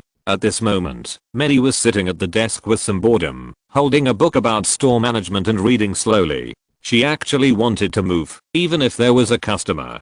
Unfortunately, no one came to the book cafe in the morning, and even if they came in, they just glanced at it and left. She was speechless. She could only find a table to sit down and read slowly to kill time or recharge. At this moment, suddenly, she saw a familiar figure through the glass and hurriedly ran out. "Boss, you are here. Please come in." As she said, Mary hurriedly greeted Lockhart and walked towards the book cafe while looking at the 2 men in casual clothes behind Lockhart. "Are these 2 behind you your friends? What do you want to drink? Tea or coffee?" After Lockhart led Cassilis and Master Morin into the bookstore, facing May's question, Lockhart thought for a moment and replied, "Make us a pot of tea. Bring it to the study room number 101 in the back later." With that, Lockhart led the 2 mages behind him into the independent study room inside the book cafe. The independent study room deep inside the book cafe is the place Lockhart is most satisfied with. Not only is it very quiet, but it is also very private. It is simply the best choice for communication. At this moment, after Lockhart led the 2 mages into the study room, they sat on the chairs on both sides of the middle desk. "Lockhart, your book cafe is pretty good. The quiet atmosphere, I like it. As soon as they sat down, Cassilis and Master Morin began to praise it. In response, Lockhart naturally showed a hint of complacency on his face, but he quickly said modestly, I also specially asked someone to find it. The design of the book cafe was only slightly modified. I can only say that my taste is the same as that of the original owner. We are both book lovers. Then, Lockhart asked impatiently, Cassilis, Morin, do you have any clues about the magic metal I wanted last time? The two wizards, Cassilis and Morin, looked at Lockhart, who was a little anxious, smiled and said, we found some clues about the magic metal, called gold galleons, that you wanted last time.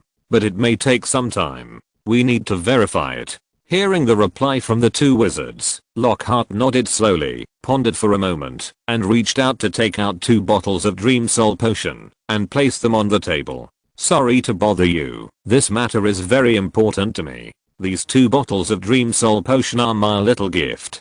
If you find it, I will definitely reward you handsomely. Well, how could Lockhart let only SHIELD find the raw materials of gold galleons? While mobilizing SHIELD, he also contacted the wizards who had a good relationship with Kamar-Taj, and asked them to find relevant clues. After all, the world is different. The same metal may have different names. It is more reliable to have relevant people take action. One focuses on breadth, and the other focuses on depth. It is more secure to work together. Then we will not be polite. After we confirm, we will communicate again. Morin and Cassilis looked at the Dream Soul Potion in front of them. Their eyes lit up, and they replied, and then each put away a bottle. Both of them have used the Dream Soul Potion more or less, and they naturally know the effect. For their mage practice, it is still a good help. Although the effect is best when used for the first time, the effect is still good afterwards. At least it is much better than practicing alone. The most important thing is that they have not yet completely developed drug resistance, so they can continue to use it until they develop drug resistance before stopping. After seeing the two put it away, Lockhart flashed a smile on his face and then asked in a deep voice, "Two mages, how is our business going now? PS, dear readers, I'm almost at 300 monthly votes. Thank you for your support. I didn't expect to get 300 monthly votes this month. Please vote today. After getting all the votes, I will add one more chapter today according to the rules I mentioned before. In the new book period, the follow-up reading data is extremely important. Readers who like this book are requested to pin it to the top, so that you can easily see the latest chapters. Chapter 60 Cassilis Pride. Wangxiang Book Cafe, Tea Room. The tea room is where employees prepare drinks. There is also a place for employees to rest. At this moment, Medi sat on a chair in the tea room, leaning on the handle, with her right hand supporting her chin, and looked at Irina, who was a little short, but had a beautiful face, with interest. She watched the other party rinse all the tea sets with boiling water, then carefully put the tea leaves in the teapot, evenly pour the cooled hot water on the tea leaves, and then pour it out immediately. Then proceed to the next step of waking up the tea, washing the tea, brewing, etc. Watching the other party brewing tea like flowing water, Medi couldn't help but sigh. Irina, your tea making skills look really good. You are worthy of being a professional tea maker. No wonder the boss insisted on keeping you. Irina, who was brewing tea, smiled and sighed. I originally thought that the tea making skills I learned before would no longer be useful, but I didn't expect that the boss would take a fancy to it. Then, she said, Medi, this pot of tea is expected to be delivered to the study in 5 minutes. Do you need my help? After hearing this, Medi shook her head and said quickly, no, this is just a small matter. I can do it. Time passed by bit. Soon, Medi saw Irina put all the tea in the pot, put 3 cups on the tea tray, and handed it to her. Medi, it's ready. You can send it over. After Medi took it, she looked at the exquisite teacups and teapots in front of her with interest. She glanced at Irina again, and a trace of pity flashed in her eyes. She had never drunk tea before. Usually she drank coffee. A reserve clerk was hired before, who was a very good barista, and she liked the coffee he made very much. But her boss's hobbies were completely different from hers. He didn't like coffee and liked tea. In the end, she chose the clerk who was good at tea art. She was a little surprised that her boss liked to drink tea. In her impression, people from the East seemed to have these hobbies, but she didn't expect her boss to have this interest. But she didn't think much about it. After all, everyone has different hobbies. Her nephew liked Spider-Man all day long and liked to collect things related to Spider-Man. Although she didn't love Spider-Man, considering that this was her nephew's interest, she didn't care if she was different. Without thinking deeply, Medi had already approached the study room number 101 with the tea tray in front of her. To be honest, she was quite curious about her boss's two friends. On the first day of opening, no customers came, and the first customer was her boss's friend. Judging from this situation, it should be her boss's treat. So, today's turnover may be zero. Medi thought helplessly. After approaching study room 101, Medi heard some sound coming from the study room. However, due to the privacy of the study room, she could not hear the content clearly. Nevertheless, with her sensitive hearing, she heard the words of breakthrough, rune, and spirit. Although she did not understand it very well, it completely ignited her curiosity, and she was about to eavesdrop at the door. Suddenly, click, the door of the study room quietly opened, and Medi, who was holding the tea tray and was about to eavesdrop, was completely exposed in front of the three people in the study room. Medi did not have time to think about it and looked at the boss and the two guests who were looking at her awkwardly. Then a voice quietly floated into Medi's ears. "Medi, come in. Please bring the tea in." Lockhart's words completely brought Medi, who was a little embarrassed, back to her senses. She quickly took the tea tray and put it on the desk. Then she placed 3 teacups in front of the 3 people, picked up the teapot, and filled the teacups with tea. Then, Lockhart spoke in a gentle tone. "May, okay, go do your thing first." After hearing this, May nodded quickly and turned to leave. Then Lockhart added another sentence, which made her face a little hot. "May, do me a favor, and don't let other people get close to the study. I'm talking about some private things with my friend." Hearing what her boss said, May didn't know that her behavior just now was seen by her boss. So she nodded quickly, left the study, and closed the door tightly. Lockhart looked at the tightly closed door, sensing that there was no breath of life outside the door, so he nodded with satisfaction. At this time, Cassilis next to him also said jokingly, "Lockhart, it seems that your store clerks have quite a wide range of interests." After hearing this, Lockhart smiled and said lightly, "Cassilis, don't worry about her. She is just the store manager in the transition period. After a few months, some reliable people will replace her." Immediately, Lockhart brought the topic back to the subject and said, "Cassilis, why didn't you recommend selling magic recovery potions just now?" Hearing Lockhart's question, Cassilis smiled and said slowly, "Lockhart, do you remember the bottle of magic recovery potion you gave me before? I tried the potion you gave me and found that it can indeed restore magic.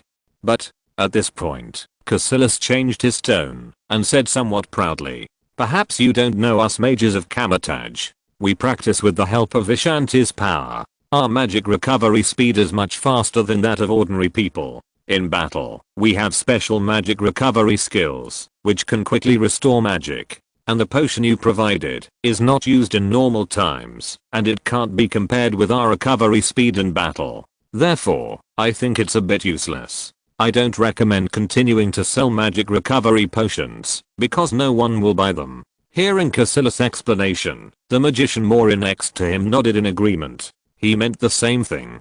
In the past few days, he has understood Lockhart's origins. Although he was a little surprised that the other party came from another world, he was not too curious. After all, their duty in Kamar-Taj is to resist dimensional invasion, and they know a lot about other worlds. Since the Supreme Sorcerer has acknowledged Lockhart's existence, they won't say anything more. What's more, the resources provided by Lockhart are also beneficial to their group of people. Now he is cooperating with himself, why should he reject him? After hearing Cassilis' explanation, Lockhart pondered for a moment, nodded helplessly, and continued. "Okay, I understand. What other potions are there? The mages of Kamar-Taj will be more interested." At this time, the magician Morin next to him said, "You mentioned a vitality tonic that can quickly restore physical strength. If this can achieve the effect you described before, I think many mages will buy it as a backup."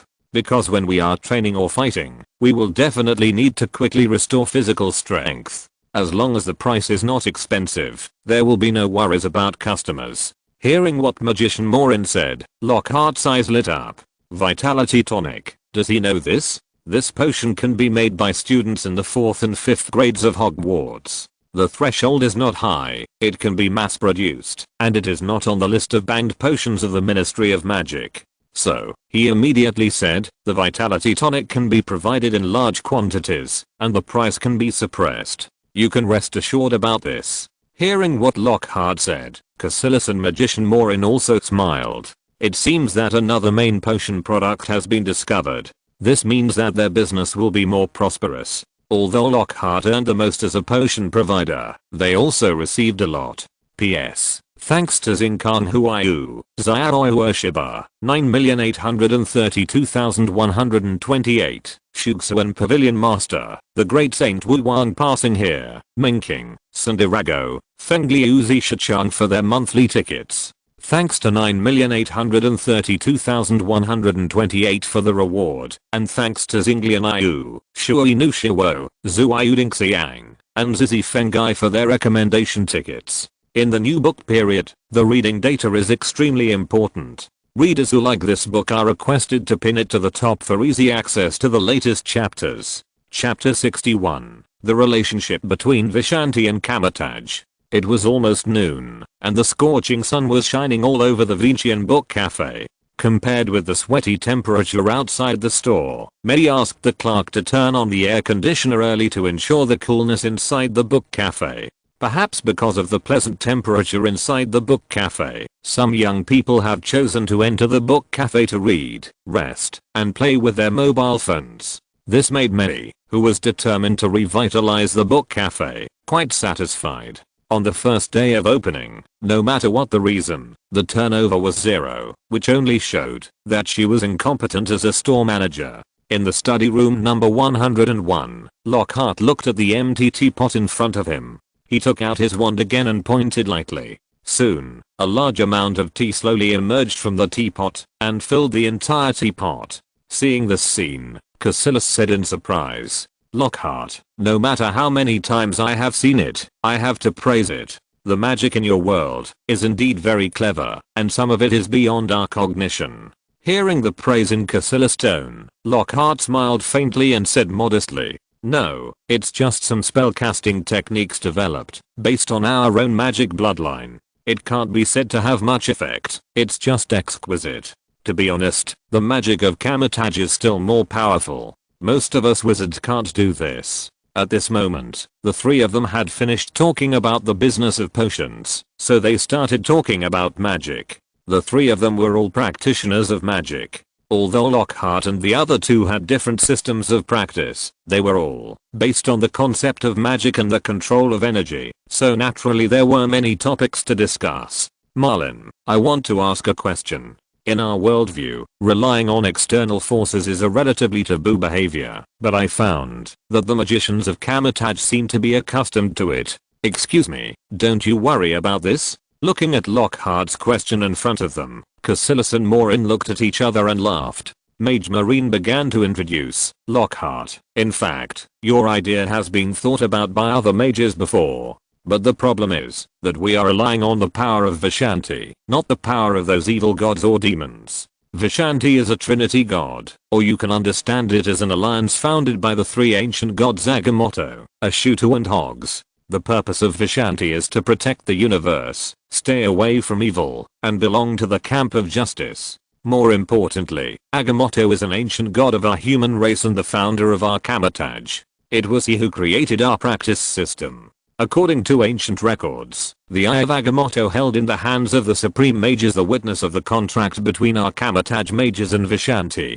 According to the contract, we rely on the power of Vishanti to practice and improve our magical skills, and the price is that all our power will return to Vishanti after we die. As long as the Eye of Agamotto is not destroyed, the contract will remain unchanged forever. Therefore, we won't have those worries. Hearing this, Lockhart nodded. He now understood the mentality of the Kamar-Taj wizard. Isn't there someone behind him? The power he relied on was from his own ancestors, so what was there to worry about? As for the Eye of Agamotto, if he remembered correctly, it was a time stone.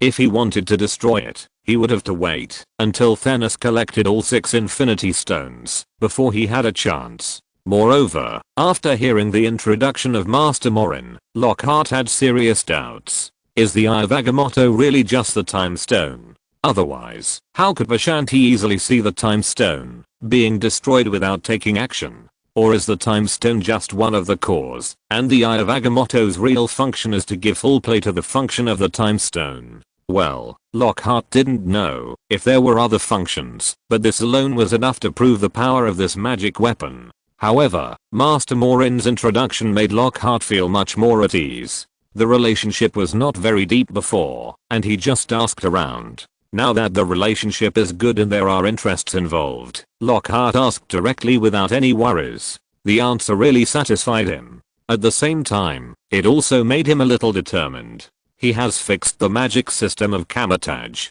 but before practicing, he has to talk to Master Ancient One. Well, it's not that he is cowardly, but because this matter is directly related to his future magic path. It's not his character to be a little careless. Then, Lockhart began to communicate with Morin and Cassilis about the magic system of Kamar-Taj. At 1 o'clock in the afternoon, fewer and fewer people stayed in the Vincian Book Cafe to read, because at noon, everyone went out to eat. According to regulations, in order to maintain the environmental hygiene inside the Vincian Book Cafe, no one is allowed to eat in the book cafe. I'm afraid that the smell of the food will directly affect the environmental smell inside the book cafe.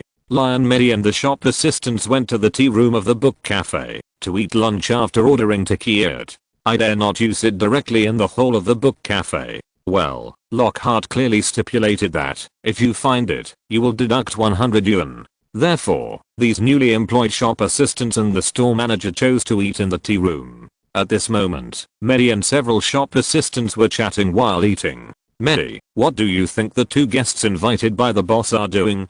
They look quite mysterious. They only made a pot of tea and never left the study. Irina, I don't know much either. Anyway, they are the boss's friends. We don't need to know too much. Mary answered Irina's question absent-mindedly while eating. When she was sent to the tea room before, she was caught eavesdropping, so she didn't have time to think about it.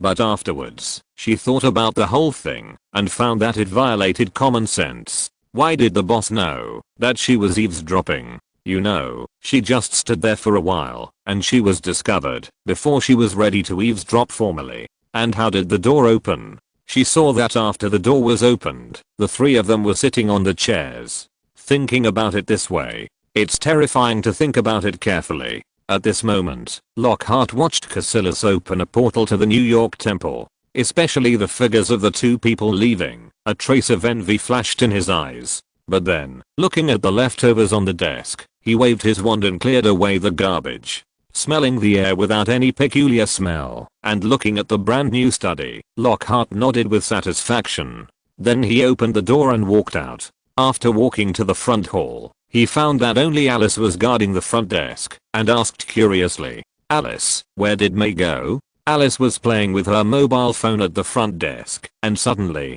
she heard the boss's voice in her ears. She was so scared that she immediately turned her phone upside down on the table, and then raised her head with a guilty conscience, and stared at the boss. At this time, Lockhart saw Alice's actions, and was a little speechless, but he still repeated his question. Alice, where did May go? Oh, boss, May and the others went to the tea room to eat. Hearing Alice's answer, he glanced at Alice's mobile phone upside down on the table. Without saying a word, he turned around and walked towards the tea room. He didn't forget that just now, due to the presence of Cassilis and Morin, there was a little trouble that was not solved directly. Now that the 2 have left, it's time to solve the last bit.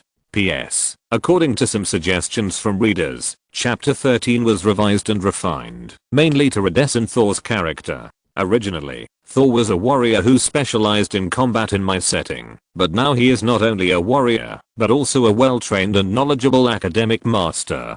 Those who are interested can take a look. Well, by the way, some other details were refined, and those who are interested can take a look again. Haha, everyone is welcome to continue to make suggestions for this book. Xingchen will definitely accept reasonable suggestions. Thank you for the support of all readers. In the new book period, the follow-up data is extremely important. Readers who like this book are requested to pin it to the top for easy access to the latest chapters. If you're listening to this novel on a channel other than Fanfic World, it means they downloaded and uploaded it without effort. We cordially invite you to visit our channel, Mundo Fanfic Novelos. There you'll find the original version of this story and you can explore many other novels of various genres. We're waiting for you to immerse yourself in a world of incredible novels.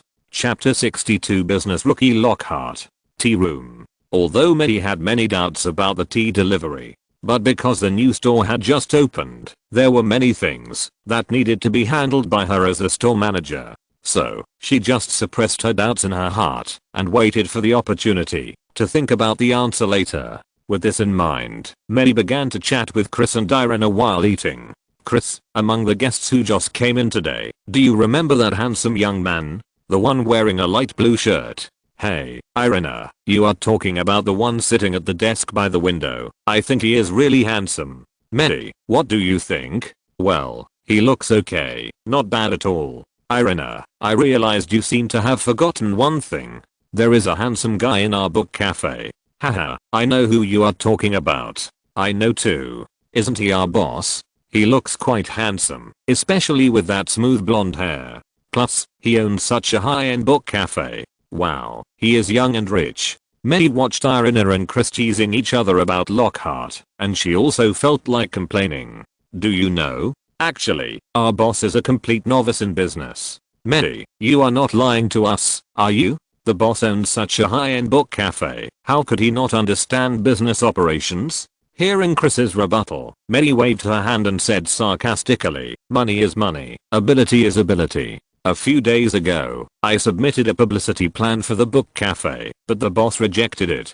He also talked to me about not needing publicity and attracting customers purely through word of mouth. With this kind of gamma play, you still expect this book cafe to operate well. After hearing this, Chris's face also showed a puzzled look. Really? The boss really thinks so? Well, as a student of business administration like Medi, he naturally knows the absurdity of this idea. In theory, word of mouth can indeed attract customers, but it takes time to ferment anyway. When a new store opens, what is most needed is publicity and promotion. Otherwise, unless the boss is a local tyrant and is willing to spend money and time to maintain the store, relying solely on word of mouth will only make more and more losses. Only when the word of mouth is good enough can there be profits. This kind of play, except for those local tyrants, only fools would do it. Well, to be honest, local tyrants are generally not stupid. He would not do this. Isn't it a waste of money? After all, how good is it to walk on two legs? Why do you have to walk on one leg? Can I still lie to you? I handed the promotional plan to the boss in person, but he rejected it in person and talked about word of mouth to me with confidence. I just laughed. Hey, the boss looks young and rich. I didn't expect. The three were complaining about the boss to each other. Suddenly, click, click, click. With a click, the door was suddenly opened. The three turned their heads to look at the door with a guilty look on their faces and shouted a little embarrassedly, "Ah, it's the boss." Question: what should I do if the boss finds out that I'm complaining about the boss? At this moment, Lockhart looked at the three people expressionlessly. He just heard how the three people complained about him. But, is he a business rookie? In his previous life, he was also a small local tyrant in the academic circle. With his carefully prepared research projects, coupled with his thinking about the essence of business, in just 3 years, he earned his first million. 5 years later, his net worth exceeded 10 million. It was just that he personally loved doing scientific research more and invested most of the money he earned in scientific research projects and did not publicize it. As a result, he was mocked as a business rookie today. Although Lockhart understood their thoughts, he still felt a little unhappy, looking at the three people with guilty faces, especially the leader May. Alas. Lockhart sighed lightly and didn't say much. Then forget everything. In an instant, a milky white light was released from the tip of the wand. Under Lockhart's control, it was divided into 3 strands and entered the minds of the 3 people.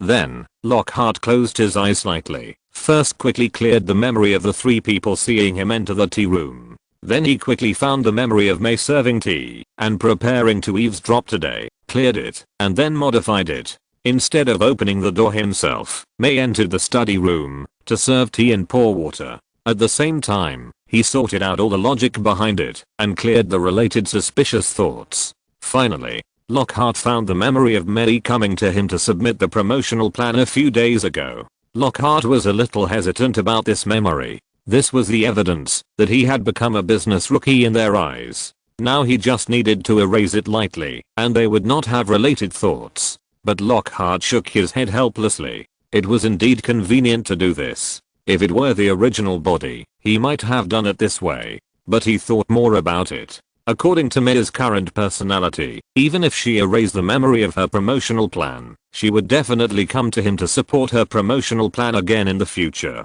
The same thing would happen again at that time. The best way is to replace this store manager. But finding a new and reliable store manager would require a lot of trouble, and time and energy would be wasted. Who knows what would happen? You know, May, the leader, and the 3 employees were all selected by him through some means to ensure that there were no hidden dangers. Thinking of this, Lockhart exhaled lightly and took back the idea of clearing May's memory. If you are mistaken for a business rookie, then be mistaken. Just now, it was just a thought that came to his mind. His mind was not that low. Sometimes, allowing others to complain about oneself will make one's mentality better. He was not a particularly paranoid person in his previous life, and he is still not like that now. In short, in a month at the fastest and 2 or 3 months at the slowest, these people can be driven away by himself. Just think of it as paying the price in advance. Immediately, he took back the forgetfulness spell in his hand, put away the wand, and turned to leave. After the door was tightly closed, the 3 people who were originally in a daze soon came to their senses. Looking at the lunch in front of him, a trace of doubt flashed in his eyes, but he didn't think much about it. He continued to eat lunch, while happily chatting about his boss being a business rookie. Well, no matter which world it is, the boss's gossip is a good seasoning for ice. New York, Stark Villa. Tony Stark is making a new steel armor alone in his villa. It has been half a month since he defeated Whiplash. With the reputation brought by saving a large number of New York citizens, and with the help of the power of SHIELD, many negotiations with the military and other forces. Soon, Stark Industries' stock price returned to normal and even rose a lot. In addition, his former secretary Pepper had already acknowledged their relationship, so he was naturally in a good mood. Now, looking at the iron armor he had just made, he felt very happy, and suddenly, even the sky seemed much brighter. And he, during this period of time, actually had a little doubt in his mind. That is, what on earth is that bottle of dark green medicine that Shield gave him to drink? It's so unpalatable, but so effective. P.S. Thank you Zinkan Huayu, I really like you. Huankwan Guide, I'm really a little grey, I must be extraordinary. Pippi Pippi, Saint Envoy Golden Master Fei, Hand Torn Crown Gudako, Fencing, Zuona Fly, and Book Friend 2022041811494789 for their monthly tickets. Thanks to TXL and ZUI Uding Xiang for their tips, and to Yun Long Huti, Hanyu Reader, Siku Kwanshu, ZUI Uding Xiang, Wujing Zion and other readers for their recommendations. Too many recommendations. Thanks to all the readers for their support, and I will list a separate chapter to thank you later. In the new book period, follow-up reading data is extremely important. Please like this book, readers who like it, pin it to the top for easy access to the latest chapters. Chapter 63, Coulson's Helplessness. Stark Industries. Outside the chairman's office, Tony held a bunch of flowers in his hands and wore a suit which could be described as well dressed.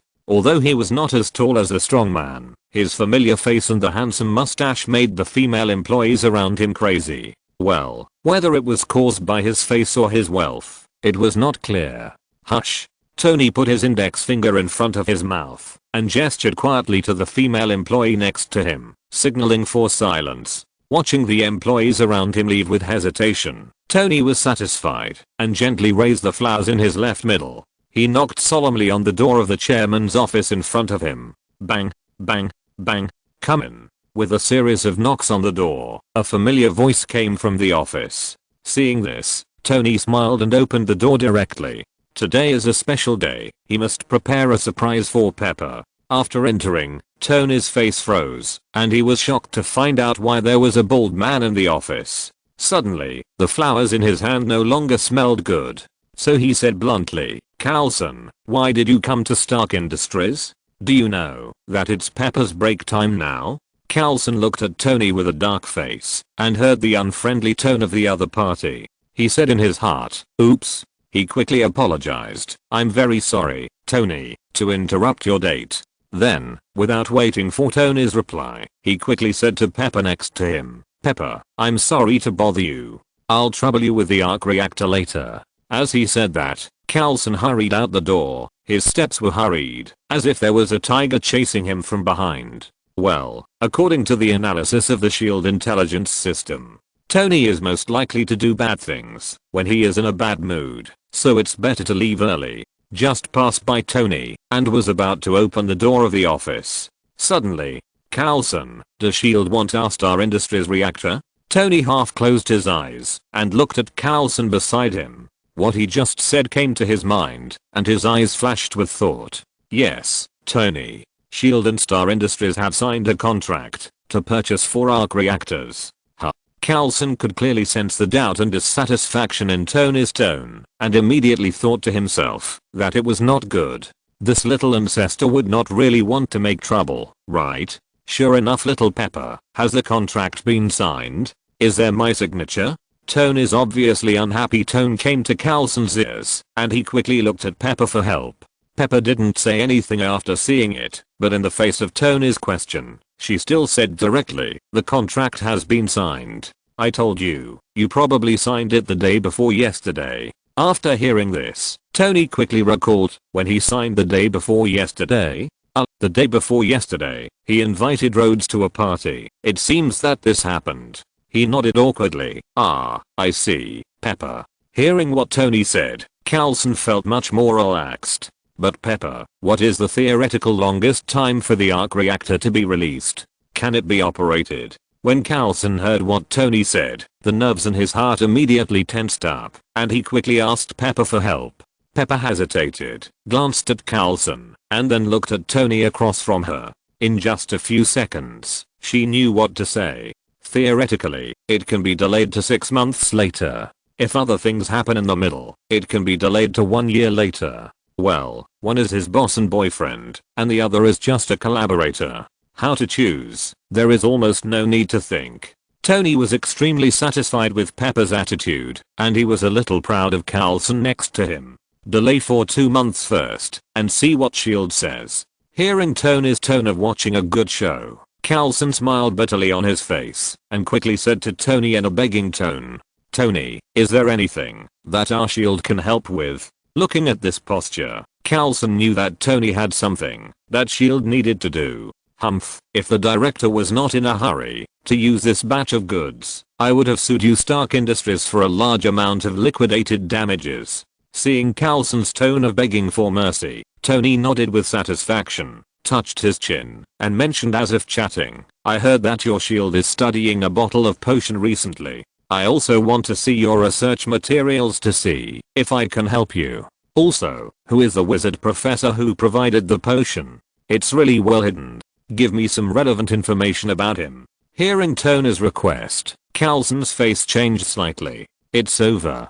Tony has hacked into SHIELD's intelligence network again. Are those agents responsible for network defense just eating for free? They were hacked once before, so how could they be hacked again? As for Lockhart's information, it depends on the director." Thinking about this, Coulson smiled bitterly at Tony and said, "Sorry, Tony, I don't have the authority to tell you about this." Hearing what Coulson said, Tony was not surprised and replied calmly, "Ask your director, when will you give me the information? When will you give you the reactor? Also, you asked me to design the power system of your big toy before. The thing has been done. It depends on your sincerity." Hearing what Tony said, Coulson nodded, and without saying anything more, He turned around and opened the office door. With a slight bang, the office door closed tightly. Tony quickly raised the flowers in his hand to Pepper and said with a smile, "Pepper, how was your day at work today? It's not stressful to stay in the position of chairman."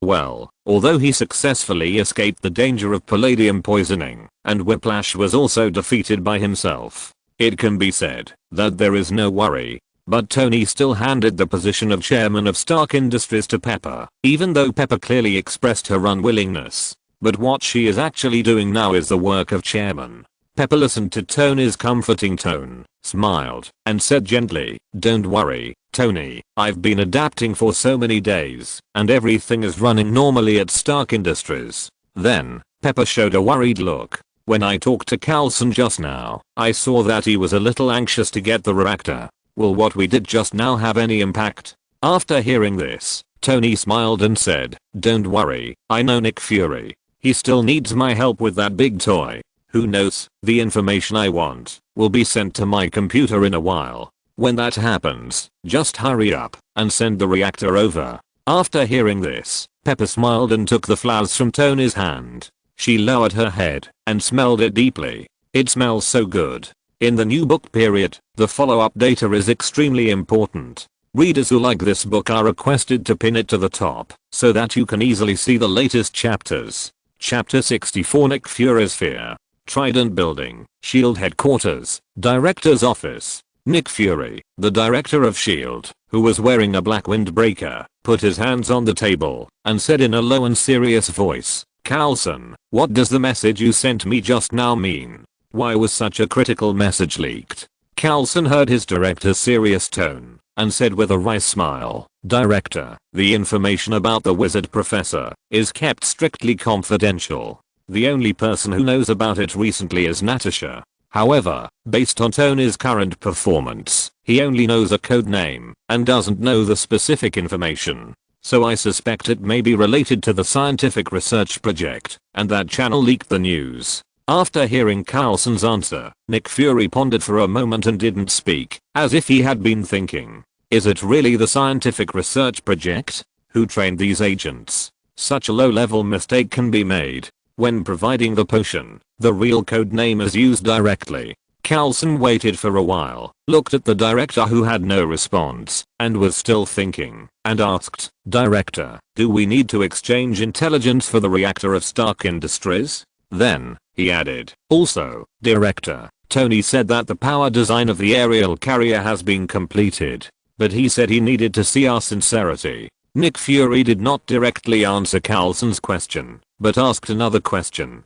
"Coulson, I remember you have been supervising the Wizard Gold Coin project. How is it going? Are there any results?" In response to the director's question, Coulson shook his head slightly. "Director, time is limited, and there has not been much progress at present. According to researchers, some element in the gold coin are related to gold, but there are a large number of unknown elements mixed in it, which causes the properties of the entire gold coin to change dramatically. As far as property tests are concerned, researchers say that the properties of the metal are sufficient to be used in key fields such as aviation and military, and meet the standards of strategic resources." Hearing Coulson's reply, Nick Fury thought and said, "Coulson, we can't look at this gold coin from a scientific perspective. It is very likely that this is not the raw material, but is refined through unknown technology. And the wizard professor may not have mastered the corresponding technology yet, but just mistakenly thought it was a metal.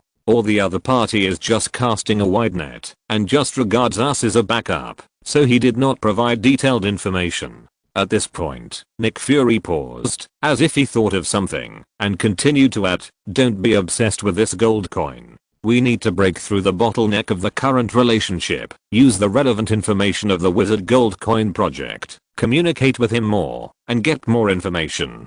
Find his weakness. I believe that, as long as he has the desire, there will definitely be a weakness." At this point, Nick Fury pondered for a moment, and began to answer the question Coulson asked at the beginning. "As for Tony, you can give him some information. We need a breakthrough now. I believe he can help us. In this case, the Wizard Gold Coin project needs his participation. I believe he will be very interested, and we also need his wisdom." Hearing Nick Fury's instructions, Coulson nodded and said in a deep voice, "Okay, Director, I will do it here." Then, Coulson asked, "Director, I need to report one thing to you here. All our supervision measures on the wizard professor have failed. The infiltrated agent was discovered, the monitoring equipment stopped working, and warned us that this was the last time. Next, should we continue to strengthen or give up temporarily?" Nick Fury actually saw the situation Coulson said from the mission report before, but he never gave a clear answer. Now hearing Coulson directly ask this question, Nick Fury rubbed his temples in distress, sighed and said, "Give up. We can't make the relationship awkward now. Let's wait and see if Tony or other parties have any breakthroughs before discussing further."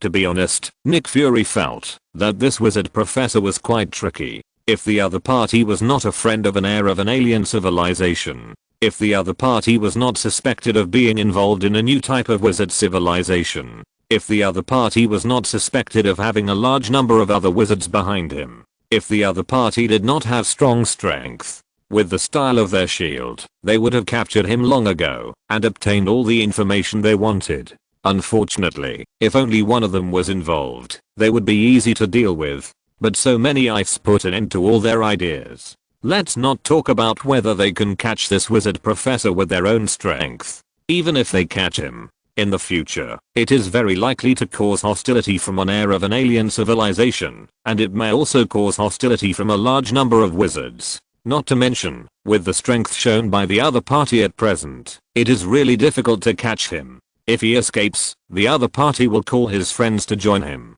"Professor, this identity seems ordinary, but it is very tricky. Look at the professors in any university now. They all teach a bunch of students and have the support of the president. What's more troublesome is that, if the connections are better, they can even be linked to the Ministry of Education. If it was the United States, it would be easy to deal with, but once it involves an unknown wizard civilization, TSK, it's really tricky.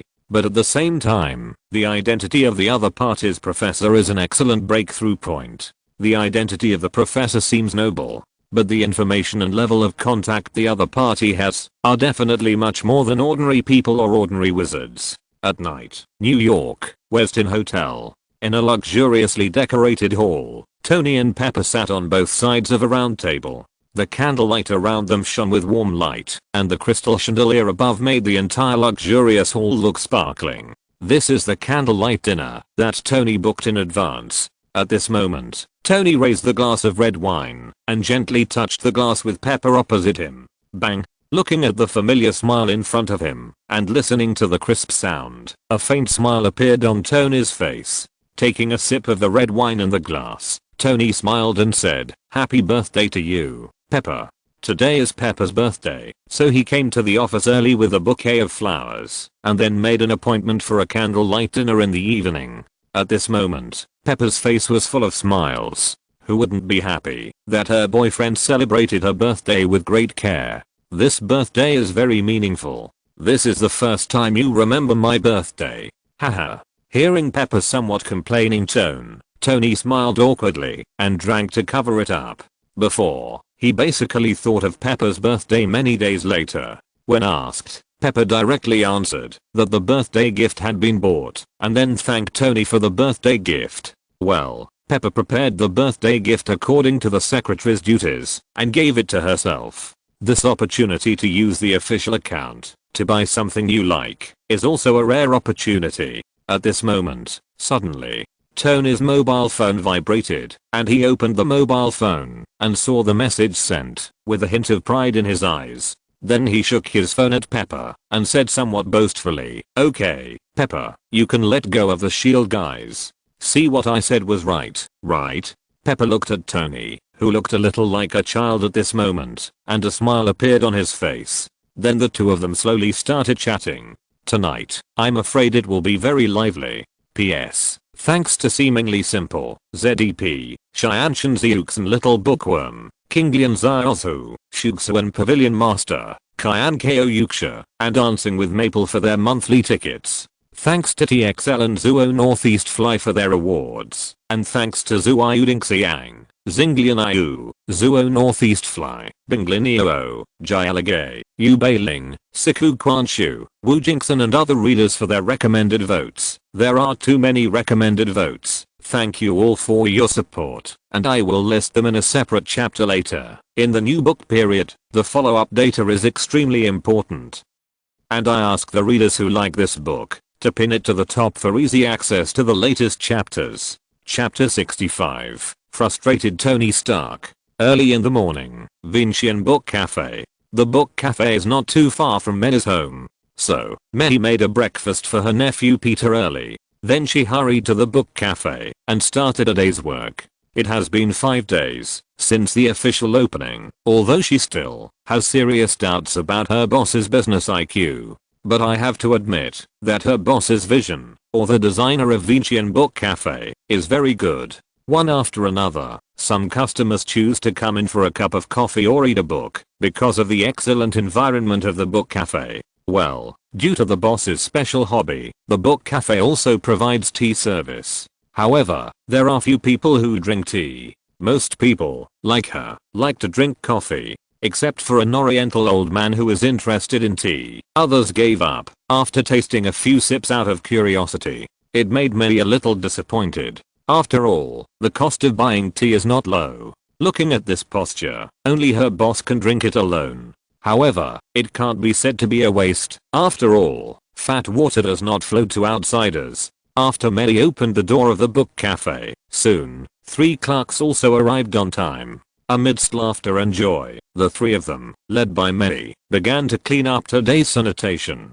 After the cleaning was completed, looking at the still empty book cafe, they found a place to sit down. Some read books to recharge, while others began to organize the books on the bookshelf. Others were slacking off, or waiting for customers. As the sun gradually rose, the book cafe also welcomed a few scattered customers. However, there was still no trace of her boss, Mr. Lockhart. Mei was not surprised at this, because her boss seemed to have invited 2 friends to have tea on the first day of opening, and had not come for the rest of the days. She did not care too much. At this moment, suddenly, boom. There was a roar of an engine at the door, and a red Ferrari sports car parked in the parking space next to the book cafe. Mei raised her head, and could clearly see the luxury of the sports car through the transparent glass, and she could not help but envy it. It would be great if she had one. So she continued to look up to see who owned such a luxurious sports car. Results Tony Stark.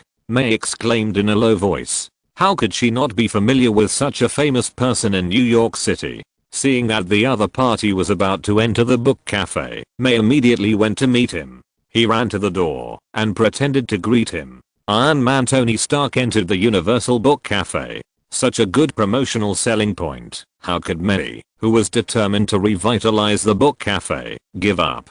With a smile on his face, he signaled the several shop assistants behind him to do their work well, and at the same time, touched the mobile phone in his trouser pocket. Prepare to take a photo at the right time and use the traffic of Iron Man to promote the Universal Book Cafe. TSK. If the boss knew about my efforts, he must give himself a bonus. Mei thought to herself, while thinking about it, paying attention to Tony Stark's steps. Welcome Mr. Tony Stark to the Universal Book Cafe. Tony Stark just approached the main entrance of the Universal Book Cafe and heard a soft voice in his ear. He raised his head slightly and looked at the tall and curvy store manager in front of him. Well, according to the information he asked Jarvis to collect, although not much, he also knew that the store manager seemed to be called Mei, right? Seeing a beautiful store manager, Tony still thought he should be polite, so he asked in a gentle tone, "Hello, I'm looking for Mr. Lockhart." Mei was stunned after hearing this. Looking for her own boss. Looking at this posture, could it be that they know each other? But the tone is not like a friend, speaking so politely. So Mei asked curiously, "Mr. Stark, are you a friend of the boss?" After hearing this, Tony shook his head and said, "No." Then he asked back, "Is Mr. Lockhart here? Do you have his contact information? I have something to discuss with him." Hearing Tony's question, Mei hesitated. Although the other party is a billionaire and Iron Man, her boss clearly requested that the boss's contact information should not be disclosed to anyone, and only she can contact him. if there is anything. So May apologized and said, "I'm very sorry, Mr. Stark. The boss doesn't allow anyone to disclose his contact information. If you have something to say, you can tell me, and I'll pass it on to the boss. Or, you can make an appointment to communicate in person." Although May is a beauty, Tony was still stunned when he heard the other party's reply. Appointment. No one has mentioned this word to him for a long time. It has always been others who make appointments for him, and he has never made appointments for others. But when he thought of the other party's identity, Tony said a little aggrievedly, "I'm available anytime today. You can ask Lockhart when he is free." Well, Tony forgot the word sir. May also felt a little aggrieved in Tony's heart, and nodded quickly, and told Dallas behind him to entertain the guests. He returned to the store, as if his feet were on fire, picked up the phone, and found the contact information of his boss Lockhart. Beep. Beep. Beep. "Hello, May, what's up?" May heard her boss's somewhat curious voice and quickly replied, "Boss, Tony Stark said he has something to talk to you about. When do you think you can see him? He said he's available all day today." After May finished speaking, she found that the phone was silent for a while. Then, May unexpectedly heard her boss's somewhat disdainful voice coming from the phone. "I'm not free today. You can ask Tony Stark to come tomorrow morning. I still have things to do. That's it. Don't let him bother me. In the future, try not to disturb me unless it's something important." Beep. Beep. Beep. Before May could reply, she heard the sound of her boss hanging up the phone. Recalling the tone just now, May's face looked a little strange. The boss actually disliked the billionaire Tony Stark. What a weirdo. Thinking of the guests who were still waiting, she turned her head and took a look. Tony was signing for Alice. Seeing this, May's eyes twitched slightly, and she felt a little weak in her heart. But thinking of what the boss said, she still walked up to Tony Stark. "Mr. Stark, I'm very sorry. The boss has something urgent to do today and may not be able to come to the book cafe today." May tried to convey the boss's meaning in the most tactful way, and then added, "It will be finished tomorrow morning at the earliest. Do you want to make an appointment tomorrow morning? It will save you time." Tony sat on the chair, looked up and stared at May's eyes in front of him, without saying anything. Although May said it very tactfully, how could Tony not understand what she meant? He had already given in, and could meet any time today. The other party actually said tomorrow morning. Originally he was just curious, but now, he had to meet him anyway. Well, his stubborn temper was completely aroused, and he planned to fight with Lockhart to the end. So Tony was silent for a while, and said lightly, "Okay, I'll wait for him here at 9 o'clock tomorrow morning." After that, Tony wandered around the Venetian book cafe. He wanted to see what the territory of this wizard professor was like, and May next to him hurriedly entertained him. Although the boss disliked Tony Stark, she didn't dislike him. This is a billionaire. More importantly, entering the book cafe run by her is such a big selling point. Think about those third-rate tabloids. They can survive to this day with the help of Tony Stark's scandal. And a high-end store like Universal Book Cafe must be making a lot of money. Wouldn't her career and her bonus also have to be raised? Besides, even Alice got an autograph from Tony Stark, so she had to get one as a gift for his nephew Peter Parker. Well, in addition to Spider-Man, her nephew also likes Iron Man very much. At this moment, Lockhart just hung up the phone. He was very satisfied with the role of Universal Book Cafe. This has temporarily blocked a big trouble for him. Iron Man, Tony Stark. Although he was a little curious about what the other party wanted to talk to him about, Lockhart didn't care much. Because there is a very important thing today, an audience with the Ancient One. In the new book period, the follow-up data is extremely important. Readers who like this book are requested to pin it to the top, so that you can see the latest chapters. Chapter 66, Striving for the Ability to Break the Contract. Kamar-Taj. In the training square of Kamar-Taj, a large number of apprentice mages are training their bodies and practicing magic. This is also the difference between Kamar-Taj mages and mages of other systems. According to common people's cognition, it is most appropriate to call Kamar-Taj mages melee mages. The use of magic is very smooth, and the melee ability is not bad. At this time, a sparking portal suddenly appeared in an open space next to the training square. Then, two figures passed through the portal and entered the square of Kamar-Taj. It attracted the attention of some apprentice mages, but the number was not large.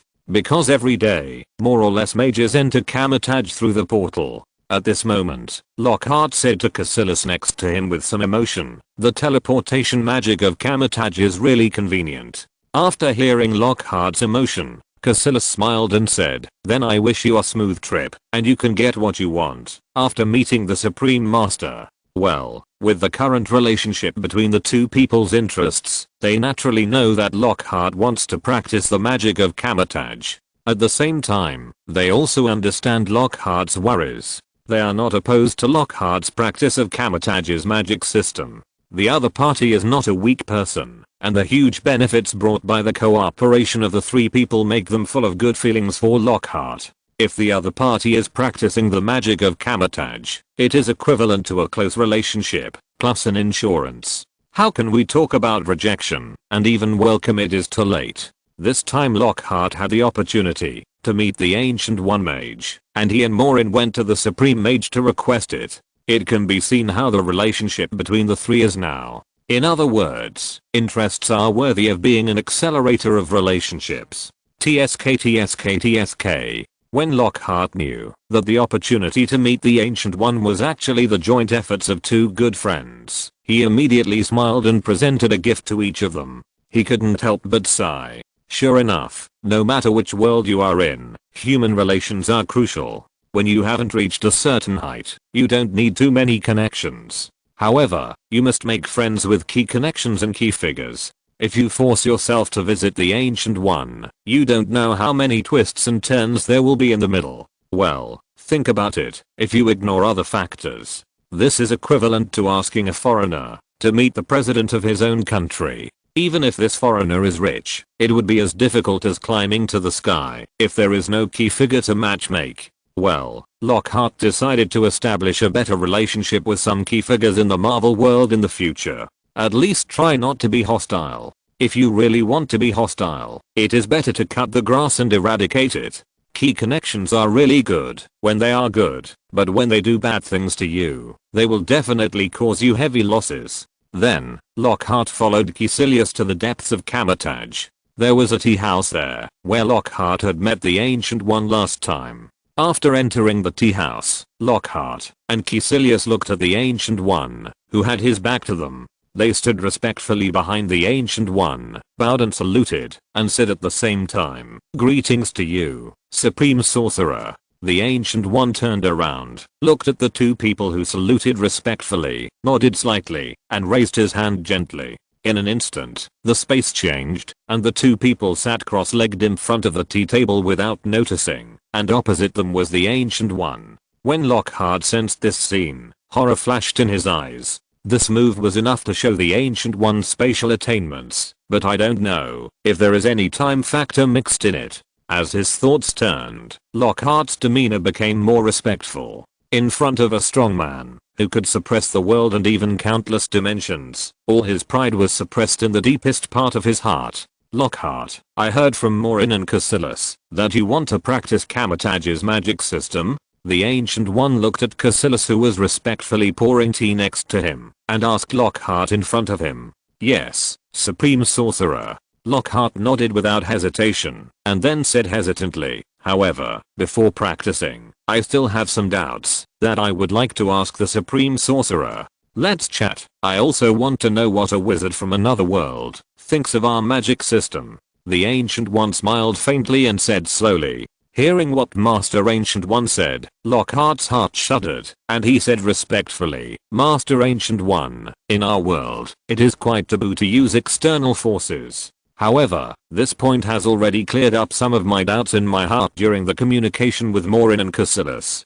But, at this point, Lockhart's tone changed, and he asked with some doubts, "I want to know more about it. According to the contract, if there are some unexpected situations in the future, can I pay other prices to replace Vishanti's power? Then," he added, "you can pay a higher price than the original price." Well, this is a question that Lockhart wants to confirm again. If Vishanti really starts to ask for power when he dies in the future, then it would be the best. He is sure to extend his lifespan, and even if he really dies, it will be after his death. As the saying goes, after I die, I don't care about the floods. But if there are some unexpected situations in the middle, the other party wants to ask for it in advance, or wants to play a hidden hand. Lockhart also wants to know if there is a way to get rid of the contract in time. Even if it costs a greater price, it is not a problem. Although it is easy to associate bad things with it now, if it is not raised, it will be the worst when you suffer losses later. Hearing Lockhart's question, Master Ancient One pondered for a moment, and then said lightly, "Your idea is not impossible. I can help you get a chance to modify the contract, but you must understand that after the contract is changed, you can't borrow power anytime and anywhere like the Kamar-Taj wizard." Hearing what Master Ancient One said, Lockhart nodded in understanding. This is natural. Although the words just now sounded good, the actual meaning is, although he will pay a high price, he also has the ability to tear up the contract at any time. Naturally, it is impossible to get the full support of Vishanti's power. After all, no force allows the emergence of traitors. And he only has the ability to tear up the contract with the help of Master Ancient One's power. Well, the premise of everything is that he has to pay the corresponding price. Otherwise, no matter how big Master Ancient One's face is, Vishanti will not allow it. Eating for free is a very disgusting behavior, no matter which world it is. Then, Lockhart asked in a deep voice, "Master Ancient One, what price do I need to pay to get you to make this contract modification opportunity?" Hearing what Lockhart said, a faint smile floated on Master Ancient One's face. Although she would do it, even if the other party didn't say it, but saying it out loud was enough to prove that this person was not an ordinary person. Lockhart understood in his previous life that there is no such thing as a free lunch in the world. Behind every seemingly free lunch, there is a price tag. It's just that sometimes you don't see it, but in the end you have to pay the corresponding price. Since Master Ancient One is willing to fight for the opportunity to modify the contract for him, he naturally can't let Master Ancient One make a move for nothing. This is not in line with his cognition, let alone his habits. Besides, the two of them have no relatives or friends, and if it is really for nothing, Lockhart will be terrified. Hearing Lockhart's question, Master Ancient One said softly, "I need it. P.S. Thanks to Ling Muan, Xiu Hongchen 1994. I love Panfei, Dan Fang Wang Su. I'm really a little grey. Zooming Wuxiao. People who are often out of books, and Yi Ling Xin Cheng for their monthly tickets. Thanks to Zuiyu Ding Xiang, ZU007. Climbing a mountain the kind that comes from behind. Long Zan Zuan Huang, Siku Guanshu and other readers for their recommended votes. Too many recommended votes. Thank you for your support, and list a separate chapter to thank you later. In the new book period, the follow-up data is extremely important. Readers who like this book are asked to pin it to the top for easy access to the latest chapters. Chapter 67, Ancient Master's Request. I need you to leave your world's magic system in Kamar-Taj. Hearing what the Ancient One said, Lockhart was stunned for a moment, and before he could react, he heard the Ancient One continue to speak. Not too much, but you must leave a part of the essence of your magic system in Kamar-Taj. Hearing this, Lockhart's eyes flashed with thought. It was not surprising that the Ancient One took a fancy to the magic system of the Harry Potter world. The most valuable thing about him now, besides his identity as a time traveler, is the magic system accumulated by the Harry Potter world for thousands of years. People like the Ancient One can naturally grasp the most beneficial point for themselves in Kamar-Taj. After all, there is a big difference between the magic system of Kamar-Taj and the magic system of the Harry Potter world. One is to borrow the power of Duvescent. The other is the power of emotion, will or idealism. Although at present Duvescent's power is definitely stronger, after all, it is the product of the union of the three ancient gods. However, from the perspective of potential, the magic system of Kamar-Taj will come to an abrupt end when it reaches a limit, and it can only find a new way out. After all, no matter how generous a god is, it is impossible to take power without limit. Especially the strong's demand for power is endless, and death is even more difficult. In other words, it is easy to do a loss-making business. As for the magic system in the Harry Potter world, Lockhart had to admit that it was too wonderful. It was completely different from the magic that Lockhart knew in his previous life. Most of the magicians mentioned on the internet in his previous life used energy attacks and followed the law of conservation of energy, which had a taste of matter determining consciousness. Even the current Kamar-Taj wizards are the same. However, the magic in the Harry Potter world does have some meaning of consciousness determining matter. For example, a mere transfiguration, which consumes little magic power, can actually transform an object into a living being. Although it will return to its original state in the later stage, the process in the middle has undoubtedly broken through the materialistic thinking that Lockhart accepted in his previous life. The potential is so great that Lockhart can't even imagine it. This is why he is very confident in the magic of the Harry Potter world. Otherwise, he would have switched to the magic system of Kamar-Taj, or even the magic system of Asgard, instead of trying to integrate Kamar-Taj's magic into the magic system of the Harry Potter world. In Lockhart's plan, the main subject is naturally the magic system of the Harry Potter world, and other magic systems are supplementary, just to help himself innovate. As for the request made by Master Ancient One, Lockhart did not mean to refuse. In his previous life, he believed that knowledge should be shared more and more. As long as you grasp the most core and cutting-edge technology, the rest should be continuously promoted, so that more people can understand, and more people can join in. Just like what Lockhart did in the Harry Potter world. Continuously develop magic that combines the three major systems to ensure that you master the most cutting-edge magic technology. For the rest, start to spend money crazily to promote it, so that more people can join in, and provide him with help.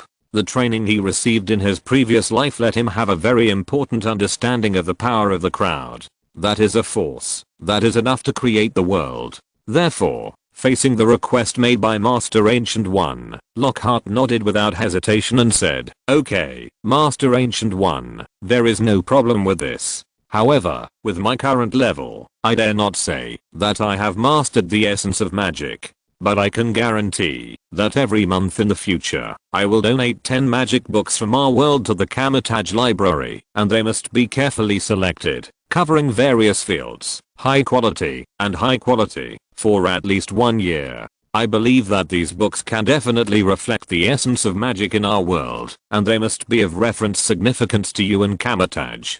Hearing Lockhart's reply, Master Ancient One nodded slightly, indicating that he could. Naturally, Lockhart's face was happy, and he took the opportunity to ask his next question. "Supreme Master, I want to ask another question." After hearing this, the Ancient One nodded slightly and motioned to continue. "A strong man like you can naturally see the specialness of our wizard bloodline. What I want to ask is, if I practice the magic of Kamar-Taj, will there be a conflict between the two, or other effects?" Well, this problem is what Lockhart has always been worried about. The source of Kamar-Taj magic comes from the power of Vishanti. Lockhart didn't catch a Kamar-Taj wizard to study the nature of its power, so he naturally didn't understand the difference. He was worried that Vishanti's power might conflict with his magic and blood. That would be a loss. Hearing Lockhart's question, the Ancient One was silent for a long time, as if he was thinking about how to answer. But after a while, he slowly said, "You can rest assured about this. The power of Vishanti will not have any adverse effects on your magic and blood. On the contrary, it will further develop the magic blood in your body and transform your magic." At this point, the Ancient One emphasized, "Lockhart, your blood is very special. If you have the opportunity, I suggest you try to purify your blood." Hearing this, Lockhart hurriedly pretended to continue asking, but the Ancient One shook his hand and said, "Lockhart, the issue of bloodline is not suitable to be discussed now. When you reach a certain level in the future, you will naturally understand it." Hearing this, although Lockhart was a little confused, he firmly remembered the advice of the Ancient One. He seemed to remember that Slytherin seemed to have done bloodline research, and most pure blood families pursue pure bloodline. Moreover, the bloodline of Dumbledore's family is related to the Phoenix, which may also have strange features. We can slowly explore it later. Thinking about it, Lockhart nodded, indicating that he understood the advice of the Ancient One. Then Master Ancient One, I have one last small request. At this point, Lockhart showed an embarrassed smile on his face, but continued, "After practicing the magic of Kamar-Taj, I wonder if I can borrow more books every time. After all, there may be a lot of doubts in my heart after practicing just now, and I need books to solve them. After hearing this, Master Ancient One looked at Lockhart and said teasingly, "You shouldn't ask me about this. I remember that Master Morin seems to have a good relationship with you, and he is also a librarian. You should discuss it with him." Hearing this, Lockhart nodded quickly, indicating that he understood what Master Ancient One meant. Naturally, he has a very good relationship with Master Morin now, and he can also slightly violate some rules, such as borrowing more books, or extending the return time. However, if he can get the recognition of Master Ancient One, he can naturally be more relaxed. What's more, the chat atmosphere is so good now, and this request, which is not a requirement, will definitely be passed. Now it seems to be true. Afterwards, Lockhart continued to compliment and praise Master Ancient One, and then proposed to start the first training now. The time is just right today. If we don't act now, when will we act? What if Master Ancient One changes his mind in a few days and is unwilling to act? Then he would be like a dumb person eating bitter herbs, unable to speak out his pain. Although the probability of this happening is very low, Lockhart has never liked to gamble on probability. Things that can be determined should be determined in advance, rather than dragging them out and waiting for changes. In the new book period, the follow-up reading data is extremely important. Readers who like this book are requested to pin it to the top, so that they can easily see the latest chapters. Chapter 68 System Signs Contract. Kamar-Taj, the central hall. In the middle of the entire Kamar-Taj, there is a bronze hall. This is the core of the entire Kamar-Taj. Basically, all major events and important events will be held in the bronze hall. For example, the most important major apprentice enlightenment ceremony every quarter. Because the core point of Kamar-Taj's magic system is to practice and cast magic with the help of Vishanti's power. Therefore, at the beginning of practice, you must sign a contract with Vishanti. Otherwise, you can't contact Vishanti at all, let alone use his power. Generally speaking, there are many ways to sign a contract. Like some evil gods of hell or dimensional demons of other evil camps, they like to deceive ordinary people or ordinary mages the most. Through the contract, they cheat the other party's power, soul, and even come to the earth. Well, according to the books collected by Kamar-Taj that Lockhart can see, Mephisto, the demon god of hell, likes to do this kind of thing the most. And like Dormammu, the lord of the dark dimension, also established the initial faith through the contract. Therefore, no matter what contract is signed, it must be taken very seriously, otherwise it is very likely to be swallowed up by the malicious dimensional demons with bones and flesh. Kamar-Taj is very strict in this regard. For example, when a major apprentice signs a contract with Vishanti to borrow power and feedback, it must be held under the witness of the Eye of Agamotto. Through the Eye of Agamotto, the fairness of the contract is guaranteed, and no hidden dangers will be left. This is why the Eye of Agamotto is called the most important treasure of Kamar-Taj, and it is guarded by the successive Supreme Mage. As long as the Eye of Agamotto exists, the mage system of Kamar-Taj will never be cut off. The mage enlightenment of this quarter ended a month ago, and the next one will be held in 4 months. There are 4 times a year, and about 500 people will participate each year, and about 100 people will succeed, and sometimes there may be more. Well, according to Lockhart's analysis, Kamar-Taj's magic system has extremely high requirements for the qualifications of mages. It's not that the practice is difficult. After all, anyone can practice with the help of power. It's that Vishanti's restriction threshold is high. After all, Vishanti will not do a business that loses money. Let a wizard of ordinary qualifications borrow his power. Even if he practices for hundreds or thousands of years, the power that can be fed back is limited. Only geniuses with high qualifications, can feed back more refined and higher quality power, or it can be helpful to them. Therefore, even if the mages of Kamar-Taj are selected from the best, the probability of passing each year is only about 20%. But it also stems from this. After becoming a mage, the strength increases very quickly, and soon you can act as a Kamar-Taj mage to resist dimensional invasion. To be honest, when reading the book before, Lockhart actually seriously doubted that the reason why the mages of Kamar-Taj only lived for hundreds of years, or even died in hundreds of years, It is very likely that Vishanti did not want to see that he had not received the due rewards for a long time, so he made restrictions. This is also a factor that made Lockhart afraid. He was also afraid that he could have lived for thousands of years, or even tens of thousands of years. The result was that the other party wanted to get the due rewards in advance and plotted against him. Therefore, Lockhart would rather pay a large price in advance and cancel the contract than be played by the gods. As Lockhart followed the Ancient One into the Bronze Hall, he became more and more excited. According to the Ancient One, with the help of Vishanti's power, his magic power will be further transformed. It is equivalent to the second round of transformation, after integrating the prototype of Thor's power. At that time, his strength will definitely be further improved. Soon, Lockhart walked into the center of the entire Bronze Hall and watched the Ancient One ascend the high platform. He was a little anxious, mixed with a trace of doubt, and asked the Ancient One in front of him, "Supreme Master, what do you need me to do to sign the contract next?" The Ancient One stood on the high platform, looking down at Lockhart standing below, and said gently, "Lockhart, you don't need to do much.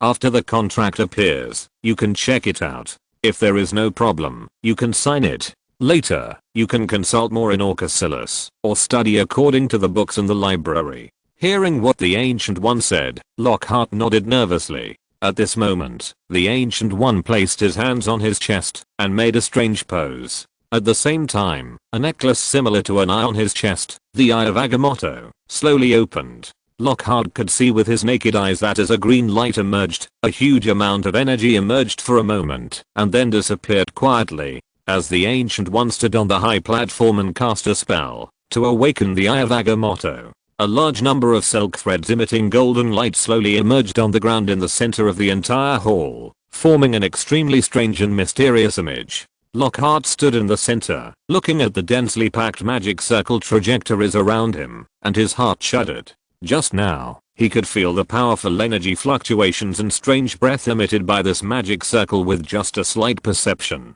This breath, in his perception, has an effect similar to communication. According to Lockhart's guess, this may be related to calling Vishanti. Suddenly, while thinking and guessing, Lockhart felt a vast and powerful momentum suddenly emerge. He was unprepared and almost lost his balance. Then, an extremely powerful mental force enveloped the surroundings. Lockhart's face changed slightly, because he felt that this mental power was constantly scanning. He seemed to be judging something. And the Eye of Agamotto on the chest of the Ancient One, who was standing on the high platform, emitted a dazzling emerald green light. It seemed to have inspired something, and it seemed to be communicating. Soon, a message emerged in Lockhart's mind.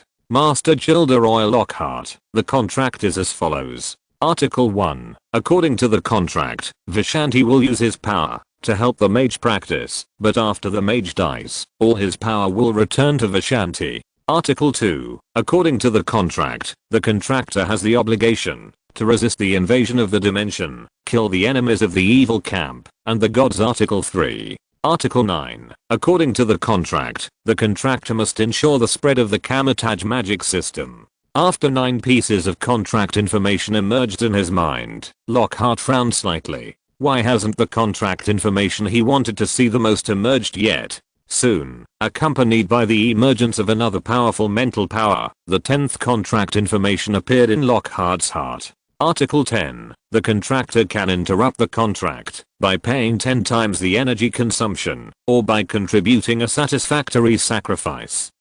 After the 10th contract appeared, Lockhart's face lit up, and then he was ready to control his mind, brand his mind, and sign the contract 10 times. That's 10 times. In any case, it is crucial to keep a way out. But what he never expected was ding. The host's soul is detected to be contaminated with other auras, and automatic scanning is performed. The scan is completed. This behavior is voluntarily achieved by the host, and has an extremely good promoting effect on the host. The system is judging. In order to keep the host's soul pure, and ensure the smooth execution of the contract, the soul shell is constructed. Construction is successful while consuming energy. The effect of the soul shell is as follows. Transfer the contract payment object and retain the contract effect. Lockhart was naturally surprised by the information that emerged in his mind. Therefore, during this period of time, except for traveling to the Marvel world through the system, he did not draw any lotteries. Basically, he mainly studied by himself. In addition, he loved research, especially magic research, so he naturally forgot about the system. I didn't expect the system to suddenly appear today. From what I heard just now, it was to protect the purity of my soul and help me avoid the punishment of the contract. With this in mind, Lockhart immediately transferred the contract to the soul shell constructed by the system. Well, if you don't take advantage of an opportunity, you're a bastard. P.S. Thanks to I'm poor. 14,117,523, Shugsuan Pavilion Master, Fuchan, Kangsuan Lei, Tschen, Book Friends 202008190551042245, Random Wind 1. Book Friends 2019040900201421, and Stranger for their monthly tickets. Thanks to Running Camel, Are You Fengzi, You Bailing, Climbing a Mountain the Kind of Who Comes From Behind, Langsun Beaming, Siku Kwanshu, Wu Jinkson and other readers for their recommended votes. Too many recommended votes. Thank you for your support, and thank you in a separate chapter later. In the new book period, the follow-up data is extremely important. I ask the readers who like this book to pin it to the top for easy access to the latest chapters. If you're listening to this novel on a channel other than Fanfic World, it means they downloaded and uploaded it without effort. We cordially invite you to visit our channel, Mundo Fanfic Novelos. There you'll find the original version of this story and you can explore many other novels of various genres. We're waiting for you to immerse yourself in a world of incredible novels. Chapter 69, Fighting with Cassilis. Master Gilderoy Lockhart. The contract has been signed successfully. According to the contract, the first power will be infused to help lay the foundation. Please be prepared. Lockhart, who had just signed the contract, smiled at the information that just appeared in his mind. Then, before he could react, Lockhart suddenly felt a surge of extremely high quality energy surging from his body. This power gave him a great pressure, but it was unusually gentle. Under a wonderful guidance, it quickly merged with the magic power in his body to help his magic power transform. The whole process made Lockhart smack his lips. I heard Morin say before that the mage had just signed the contract. According to the contract, the first power that was said to be infused by Vishanti himself would appear. This power was of extremely high quality and was specially used to help the mage complete the initial foundation. It laid a good foundation for the subsequent practice of magic. And now, this power blended with his existing magic power and began to transform. After a while, the pure energy in his body suddenly disappeared. Lockhart felt a sense of loss. The experience of the magic transformation just now was extremely wonderful. It was as if he personally felt himself becoming stronger step by step. Unfortunately, the time was a bit short. Vishanti was not strong enough. Lockhart, the ceremony is over. How do you feel now? Lockhart, who was constantly savoring it, was suddenly called back to his senses by the voice of the Ancient One next to him. He hurriedly said, Supreme Sorcerer, very good, I feel very good now. Hearing Lockhart's answer, the Ancient One nodded slightly and said lightly, since you feel it is okay, you can slowly study the magic of Kamar-Taj later. As he said that, without waiting for Lockhart to react, he stretched out his hand and waved it gently. In an instant, the space changed, as if teleporting. Lockhart had already found himself in front of Cassilis in the New York Temple. Lockhart couldn't help but secretly smack his lips at the Ancient One's move. But he didn't have time to think about it, because Cassilis on the opposite side asked in surprise, Lockhart, are you done? In response, Lockhart nodded with a smile. Of course, with the help of the Supreme Sorcerer, I have now signed a contract and can use the power of Vishanti to practice. But unfortunately, because of the new contract, the power of Vishanti is limited. It's okay to practice at ordinary times. But if he wants to use the power of Vishanti to fight for a long time in battle, he may not be able to do it. But he didn't worry too much. Because he is not a pure Kamar-Taj practitioner, the magic power in his body has been transformed twice by the power of Thor and the power of Vishanti. Whether it is quantity or quality, it is enough for him now. Thinking of this, Lockhart said to Cassilis, "Cassilis, is there a place to practice in the New York Temple? I want to feel the effect of the magic after the transformation." Hearing Lockhart's request, Cassilis nodded, without saying much, and took him directly into a training room on the left side of the New York Temple. After entering, Lockhart could clearly feel that the space of the training room was much larger. Thinking secretly, the training room might be cast with magic similar to space extension. Lockhart, who was thinking, was suddenly attracted back to his attention by Cassilis' words. "Lockhart, let's fight and see what's so strange about the magic after the transformation." Well, to be honest, Cassilis was quite curious about the magic transformation that Lockhart mentioned.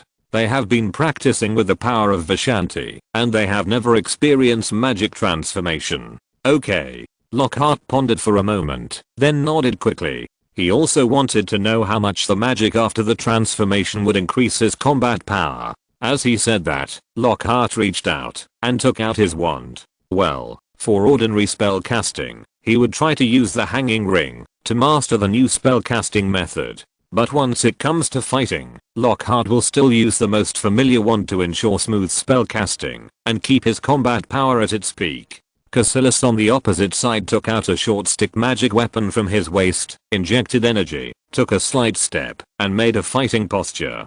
Seeing this, Lockhart's mouth twitched slightly. Just now, he was so surprised that he forgot that the mages in Kamar-Taj were all melee mages. He was just a standard ranged wizard, and he was approaching a battle mage at such a close distance. He was courting death. So he subconsciously stepped back a few more steps. Seeing this, Cassilis had a faint smile on his face, and without saying anything, he continued to take an offensive posture. Well, through the previous chat, he naturally knew the fighting style of wizards in Lockhart's world. Of course, he was not surprised by Lockhart's actions. Seeing this, Lockhart shamelessly pushed back a few more steps until he had a seemingly acceptable distance. Then he held his wand and looked at Cassilis in the distance with a serious face.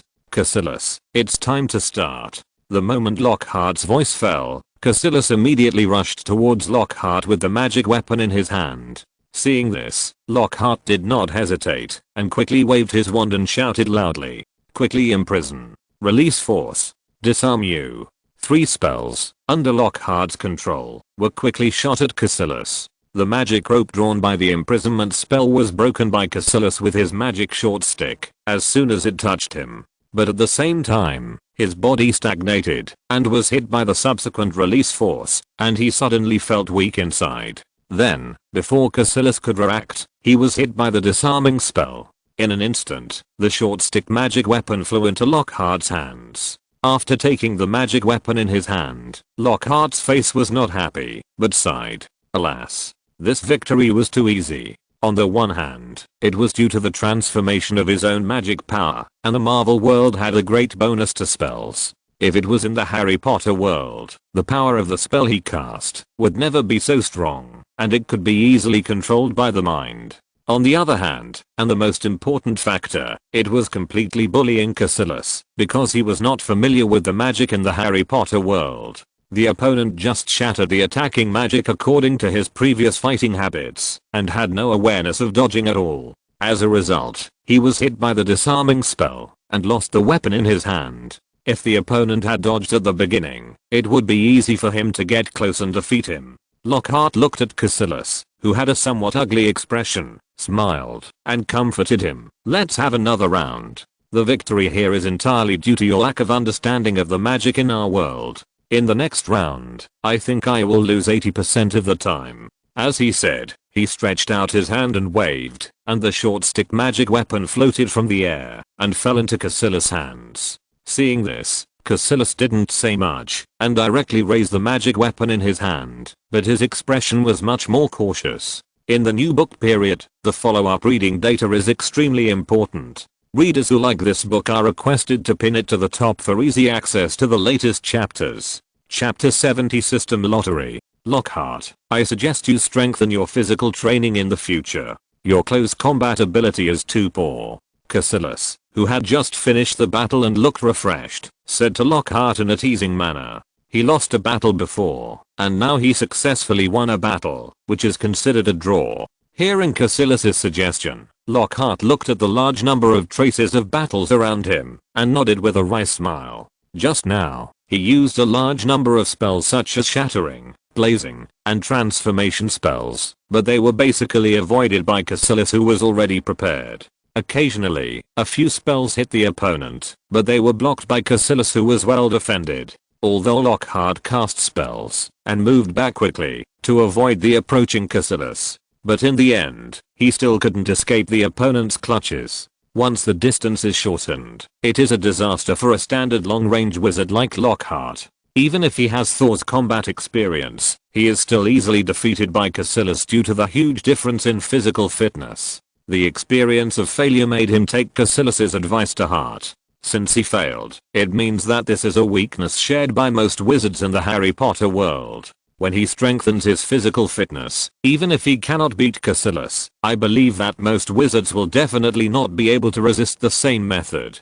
Well, forget about Dumbledore, because the other part, his skillful apparition, was dodged before he even got close. While thinking constantly, Lockhart had more thoughts on how to strengthen his body. The mages of Kamar-Taj are still very good at this, because they have strict requirements for physical fitness. Otherwise, it is difficult to borrow a large amount of Vishanti's power to fight. If the physical fitness is too weak, unless you are gifted and have a strong control over energy, you will be easily blown up by Vishanti's power. If you are not careful, then system, draw a lottery for me. Lockhart set his eyes on Cassilis and called the system softly. After this period of communication and interest binding, Cassilis' recognition has reached 60, which can be regarded as a close friend. Naturally, it meets the standard for the lottery. While calling the system, Lockhart's mind was turning, and a large amount of reputation points were consumed. In a blink of an eye, he drew 20 times in a row, consuming 20,000 reputation points.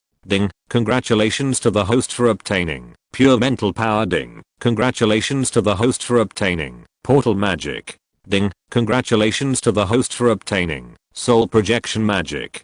Ding, congratulations to the host for obtaining physical strength. Lockhart was a little surprised by the results of the draw. He didn't know if this was the first draw recently, or if the system understood his thoughts, and the quality of the draw was very high this time. However, Lockhart found that the magic he wanted most did not appear. Thinking of this, Lockhart called out to the system again. Draw again, consume 20,000 reputation points, and draw 20 more times. Ding, congratulations to the host for obtaining mirror space magic. Ding, congratulations to the host for obtaining portal magic.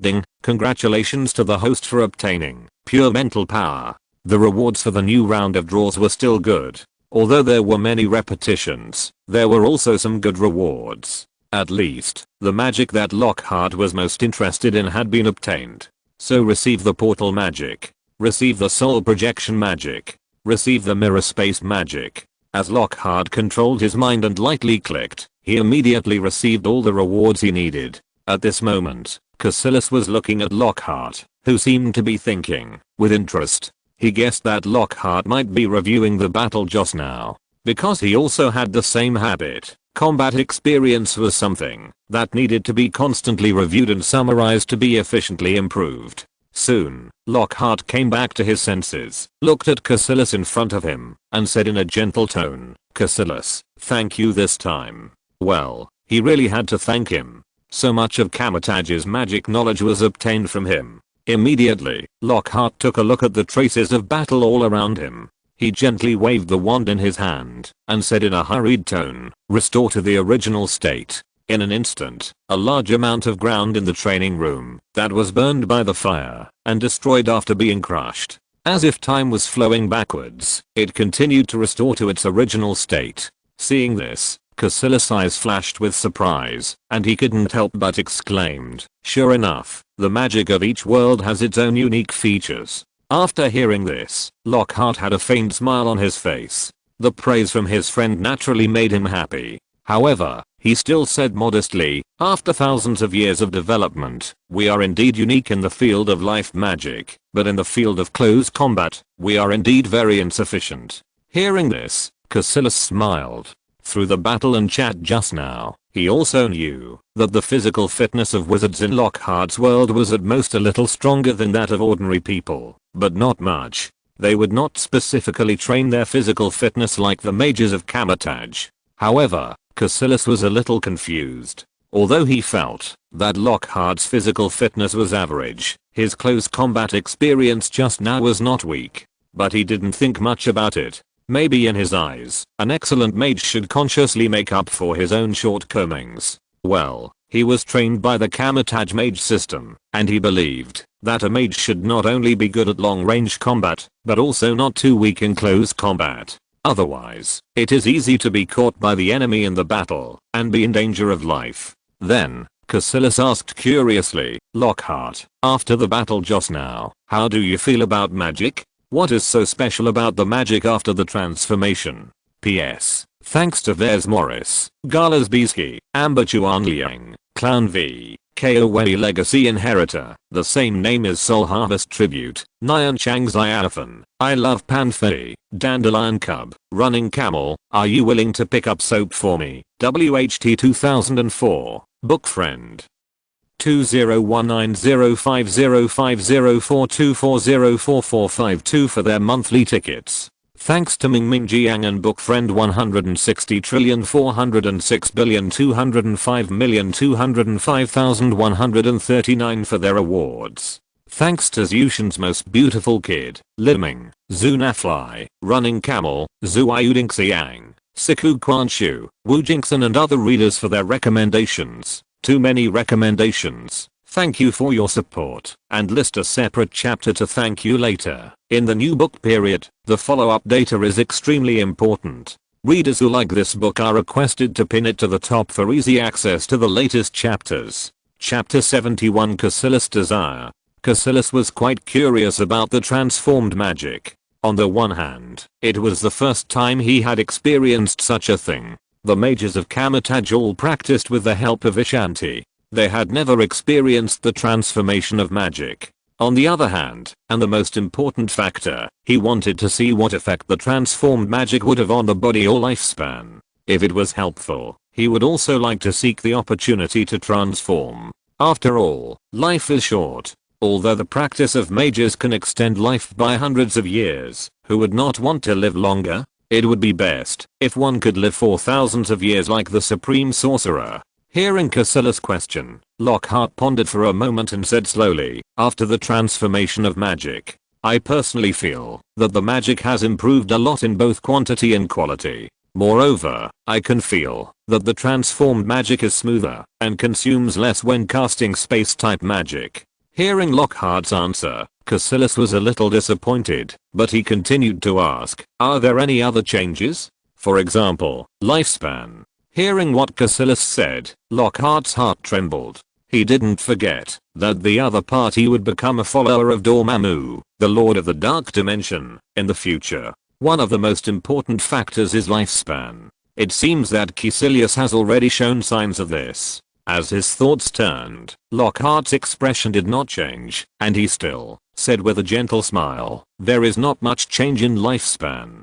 Or maybe there is, but it may be too subtle, and I can't feel it. But the body has been strengthened to a certain extent, but it is still not as good as yours. Hearing Lockhart's answer, Cassilis nodded a little disappointedly, and didn't say much. Then, Lockhart asked tentatively, Cassilis, if you are interested in extending your lifespan, I have some ways. Hearing what Lockhart said, Cassilis suddenly looked up. A hint of surprise flashed across his face, but his expression quickly returned to calm, as if he was hinting at something. The practice of mages requires following the laws of nature and obeying the rules. To extend one's lifespan, one must pay a corresponding price. If the price is too heavy, it will be counterproductive. Upon hearing this, Lockhart did not give a clear reply. Instead, he nodded, as if in agreement or suggestion, and said, indeed, everything is balanced. If you gain one part, you will lose another part.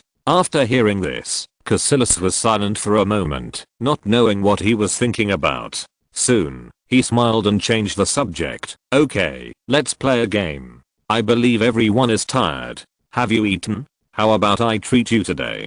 The last time you treated Maureen and me to good food, it was all good. After hearing this, Lockhart nodded in agreement. Okay, it has to be delicious. I love delicious food the most in my life. Haha. After hearing this, Cassilis smiled and said, of course, you can't treat us to delicious food, and what I treat is worse than yours. After hearing this, Lockhart nodded with a smile and followed Cassilis out of the training room. Then, he watched in astonishment as Cassilis walked out of the New York temple, hailed a taxi, and the corners of his mouth twitched involuntarily, and he hurriedly followed. Well, he thought Cassilis would treat him to some magical food. Judging from the situation, he might go to a restaurant for dinner. Even if it is a high-end restaurant, there is an essential difference when it comes to magical food. Oh, when I think about it, the style is really much lower. New York City, Queens, Jazz Steakhouse. Lockhart sat in a seat by the window in the restaurant, watching Cassilis across from him lower his head and pick up a piece of freshly cut steak, with a flash of disappointment in his eyes. Well, he had to admit that there was indeed a difference between the taste of white people and his own taste. He still liked the kind of oriental fried, stir-fried, cooked, and deep-fried food. He had eaten steak before, but his eating habits in his previous life were affecting him.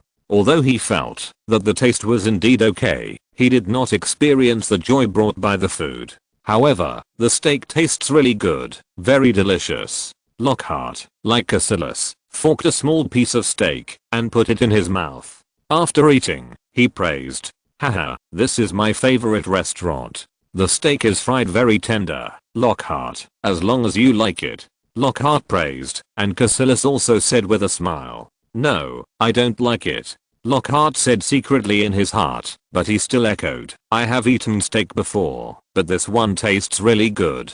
Well, the steak at Hogwarts is really average. The steak at this place is indeed better than the steak at Hogwarts. These worldly affairs and language arts, he was quite good at in his previous life. Afterwards, Lockhart still tasted slowly, while Cassilis had almost eaten half of it. Maybe Cassilis found through his keen mental power that Lockhart's attitude was not as interested as he said. Later, he did not discuss the steak, but just very carefully speeded up his speed. Seeing this, Lockhart silently gave Cassilis a thumbs up. Then he also increased his eating speed. Soon, the two of them finished the steak on the plate one after the other. After eating, Cassilis ordered a bottle of red wine and asked the waiter to pour half a glass for each of them. Seeing this, Lockhart also silently raised his glass, touched it lightly, and took a sip. He knew that the main course should be served later. Sure enough, Lockhart, if you practice the magic system of Kamar-Taj, you must strengthen your body as much as possible in the future. If you are not good at it, I can teach you some practical skills, because the body must be strengthened to carry the power of Vishanti. More importantly, a strong body helps to retain the vitality in the body and prolong a lifespan as much as possible. After all, at this point, Cassilis' tone changed and he sighed. Life is meaningful. Don't you think so, Lockhart? Hearing Cassilis' words that were somewhat meaningful, Lockhart also smiled and nodded. He did not respond directly, but also spoke in an official tone. Thank you very much. We are not good at strengthening the body. This also makes me realize some weaknesses of our magic system. I should practice more in the future. Hearing Lockhart's evasive answer, Cassilis' eyes flashed with disappointment, but he didn't say much. However, in terms of life extension or vitality, we do have certain results. But the scope of this field is quite broad. We will talk about it later, when we have time. Lockhart's words made Cassilis' eyes flash with surprise, so he smiled and nodded. Indeed, life extension is not something that can be discussed in one meal. Moreover, based on his understanding of Lockhart these days, it's not that the other party cannot share relevant results, but it requires a high price. Take your time, don't rush. He is still young. With his identity and the current relationship between the two, there will be no problem in obtaining some information. In the new book period, follow-up data is extremely important. Readers who like this book are requested to pin it to the top for easy access to the latest chapters. Chapter 72 Spider's Excitement, Mayor's Pride. Auburn Apartments, Queens, New York. Auburn Apartments is a very common apartment building in Queens. There are few tenants in it, most of whom are the owners themselves, so the overall living atmosphere of the apartment is pretty good, and many residents on adjacent floors have become friends. Maddie bought the house on the 7th floor of the apartment a long time ago, and has been living with her nephew Peter Parker.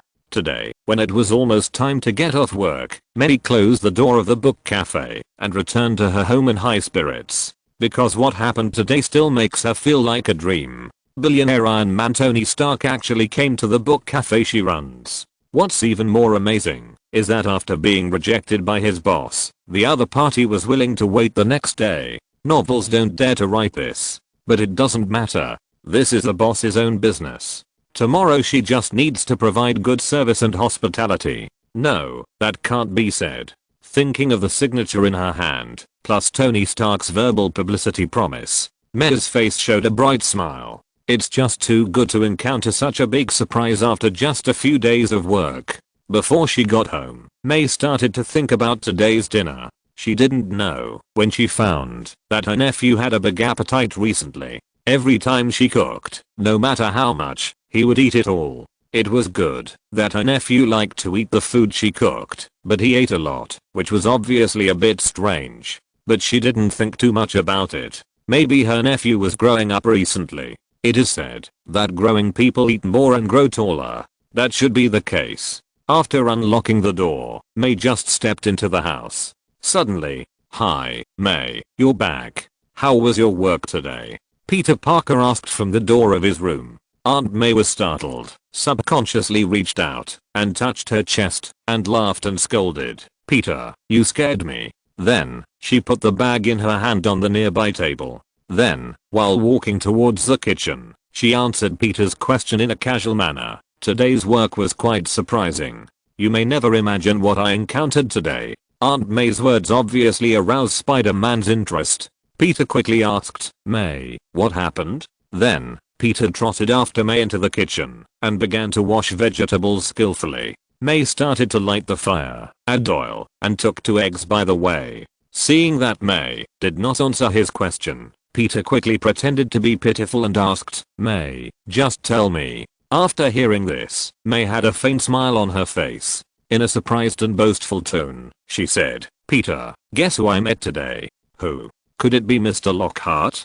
Peter asked. "It shouldn't be. You shouldn't be so happy to see your boss. I remember you complained about him a lot these 2 days." "Oh, Lockhart, this business idiot." Watching Peter start to talk to himself, speculate, and even imitate his own complaints about his boss, May said helplessly, "It's not Lockhart, it's your idol. It's the idol you often put on the headboard of your bed." "Oh my god, Tony Stark!" Spider-Man exclaimed. "Really? May, you actually met Mr. Stark?" Hearing Peter's surprised tone, May smiled happily, and then said in a somewhat tempting tone, "I not only met that Iron Man today, but also asked for an autograph. It's in my bag." Hearing May's answer, Peter immediately put down the dishes he was washing, turned around and walked towards the table, where May put the bag. When May saw it, a smug smile floated on her face. She knew that her nephew would never refuse this gift. Almost within a few seconds, she saw Peter running towards the kitchen with his bag. While running, he asked anxiously, "May, where did you put it? Why can't I find it?" "Well, of course you can't find it, because it's in my pocket." "Really? Look for it again." May smiled and joked. "I looked for it, but I couldn't find it after searching everywhere." Peter complained as he opened the bag in his hand to May. "I looked for it for a long time, but I found some of your cosmetics and some business cards. Where's your signature, May? Let me see it." After hearing this, May put down the spatula in her hand, patted her head lightly, and said as if she was a little depressed, "Oh, look at my brain. I remembered it wrong. It should be in my pocket." As she said that, May took out her wallet from her trouser pocket, unfolded the signature page, and placed it in front of Peter. "Look, what is this?" After letting Peter take a look, May immediately took back the wallet, holding it in her hand, and waving it slowly as if showing off. "May, let me take a few more glances. Let me take another look," Peter said as he walked towards May. He aimed at the target with lightning speed, and before May could react, he quickly reached out and took the wallet from May's hand.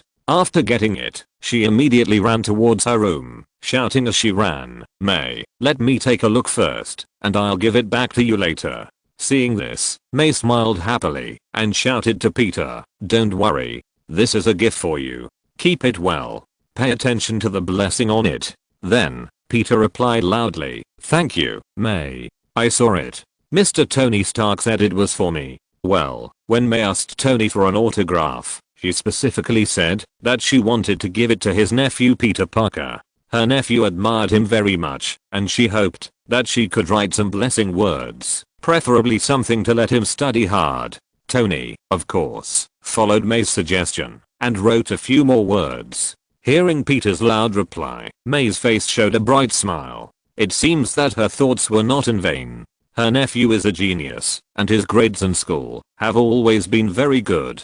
This is what she has always been proud of. Well, it is also one of the things she often brags about to her shop assistants. Then, without thinking too much, he started to cook dinner. At this time, Peter Parker also looked at a card from his wallet with excitement. On the card was Tony Stark's signature and blessing. "To my little fan Peter Parker, I wish you to be admitted to MIT and become my alumnus, Tony Stark." Peter looked back and forth for a few times, and his face was full of excitement. Then he took out his mobile phone and took several photos and sent them to several of his good friends. Such a happy thing. I have to share it with my good friends. Well, I definitely don't want to show off. Then, while looking at the signature, I chatted with my friends on the phone. After a while, I heard May's call from outside.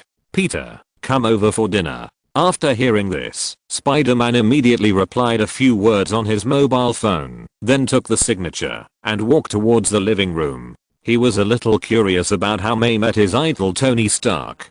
P.S. Thank you for your support yesterday. This is the day with the most monthly votes since the book was published. The number of votes increased by about 70 or 80 yesterday, from just over 400 to 500. Apart from anything else, I have to add an update today. 2 updates in the morning, and 1 at noon, a total of 3 updates. Thank you to Soul Reaper, Kang Fiu, Summer Wu Tangayu, Shushu Sanjingdi, the clown from another world, Fenglin, Tyrannical King Yanluo, and 3 chicken legs a day for their monthly votes. There are too many monthly votes. Thank you to all the readers for your support. I will list a separate chapter to thank you later. Thank you to ZUIU Dinxiang, Mighty Sky, Erlian Hot and Sour Noodles, Aboy and other readers for their recommendation votes. Xingchen thanks everyone for their support again. In the new book period, the reading data is extremely important. Readers who like this book are requested to pin it to the top for easy access to the latest chapters. Chapter 73 Mirror Space. May, can you tell me how you met Mr. Stark today? May, who was eating at the table, looked up and saw Peter's expectant expression. She thought for a moment and said with a smile, "I was really surprised to see Tony Stark today. I was originally working in the book cafe, but I saw him get off the car and walk towards our book cafe. I felt a little incredible at the time. I didn't expect that the other party was looking for Lockhart." After hearing this, Peter interrupted with some curiosity. "Are Mr. Lockhart and Mr. Stark friends? Otherwise, why would Iron Man look for him?" Hearing Peter's interruption, May shook her head and said, "No, I asked Tony Stark, and the two don't know each other at all." Then, May said in a mysterious tone, "Guess, what is Lockhart's attitude towards him?" Hearing May's tone, Peter began to guess. He should be very happy. After all, Iron Man actually came to his store. In response, May shook her head and said in an incredible tone, "Do you know? It's disgust. He actually dislikes Iron Man coming to his store." Really? Peter couldn't believe it. May nodded affirmatively and said, "Indeed, I called him, and his tone was disgusted." Then, looking at Peter's surprised eyes, May began to whisper again, "Do you know what makes me feel more magical?" "What is it?" Peter asked curiously. "Your boss refused to meet Stark." May shook her head and said, "Tony Stark wanted to meet him today, but he actually said that he was not free today, either tomorrow or the day after tomorrow. I told Tony Stark, and he actually agreed." At the end, May felt a little incredible. In her eyes, these billionaires are very arrogant. An ordinary book cafe owner actually refused to see her. It's good enough that he didn't get angry and he actually agreed to meet the next day. Especially Tony Stark, who is famous for his arrogance and pampering in New York City. Hearing such a thing, anyone would find it incredible. So, she felt that Lockhart's identity might not be simple. Spider-Man's attention was obviously not on this. He was slightly surprised and immediately asked, "You mean, Tony Stark will come to your book cafe again tomorrow?" Then, without waiting for May's reply, Peter pleaded very quickly, "May, tomorrow we have a day off. I want to go to your book cafe to read a book. I promise I won't do anything. I'll just watch Tony Stark from the side. You know, he's my idol.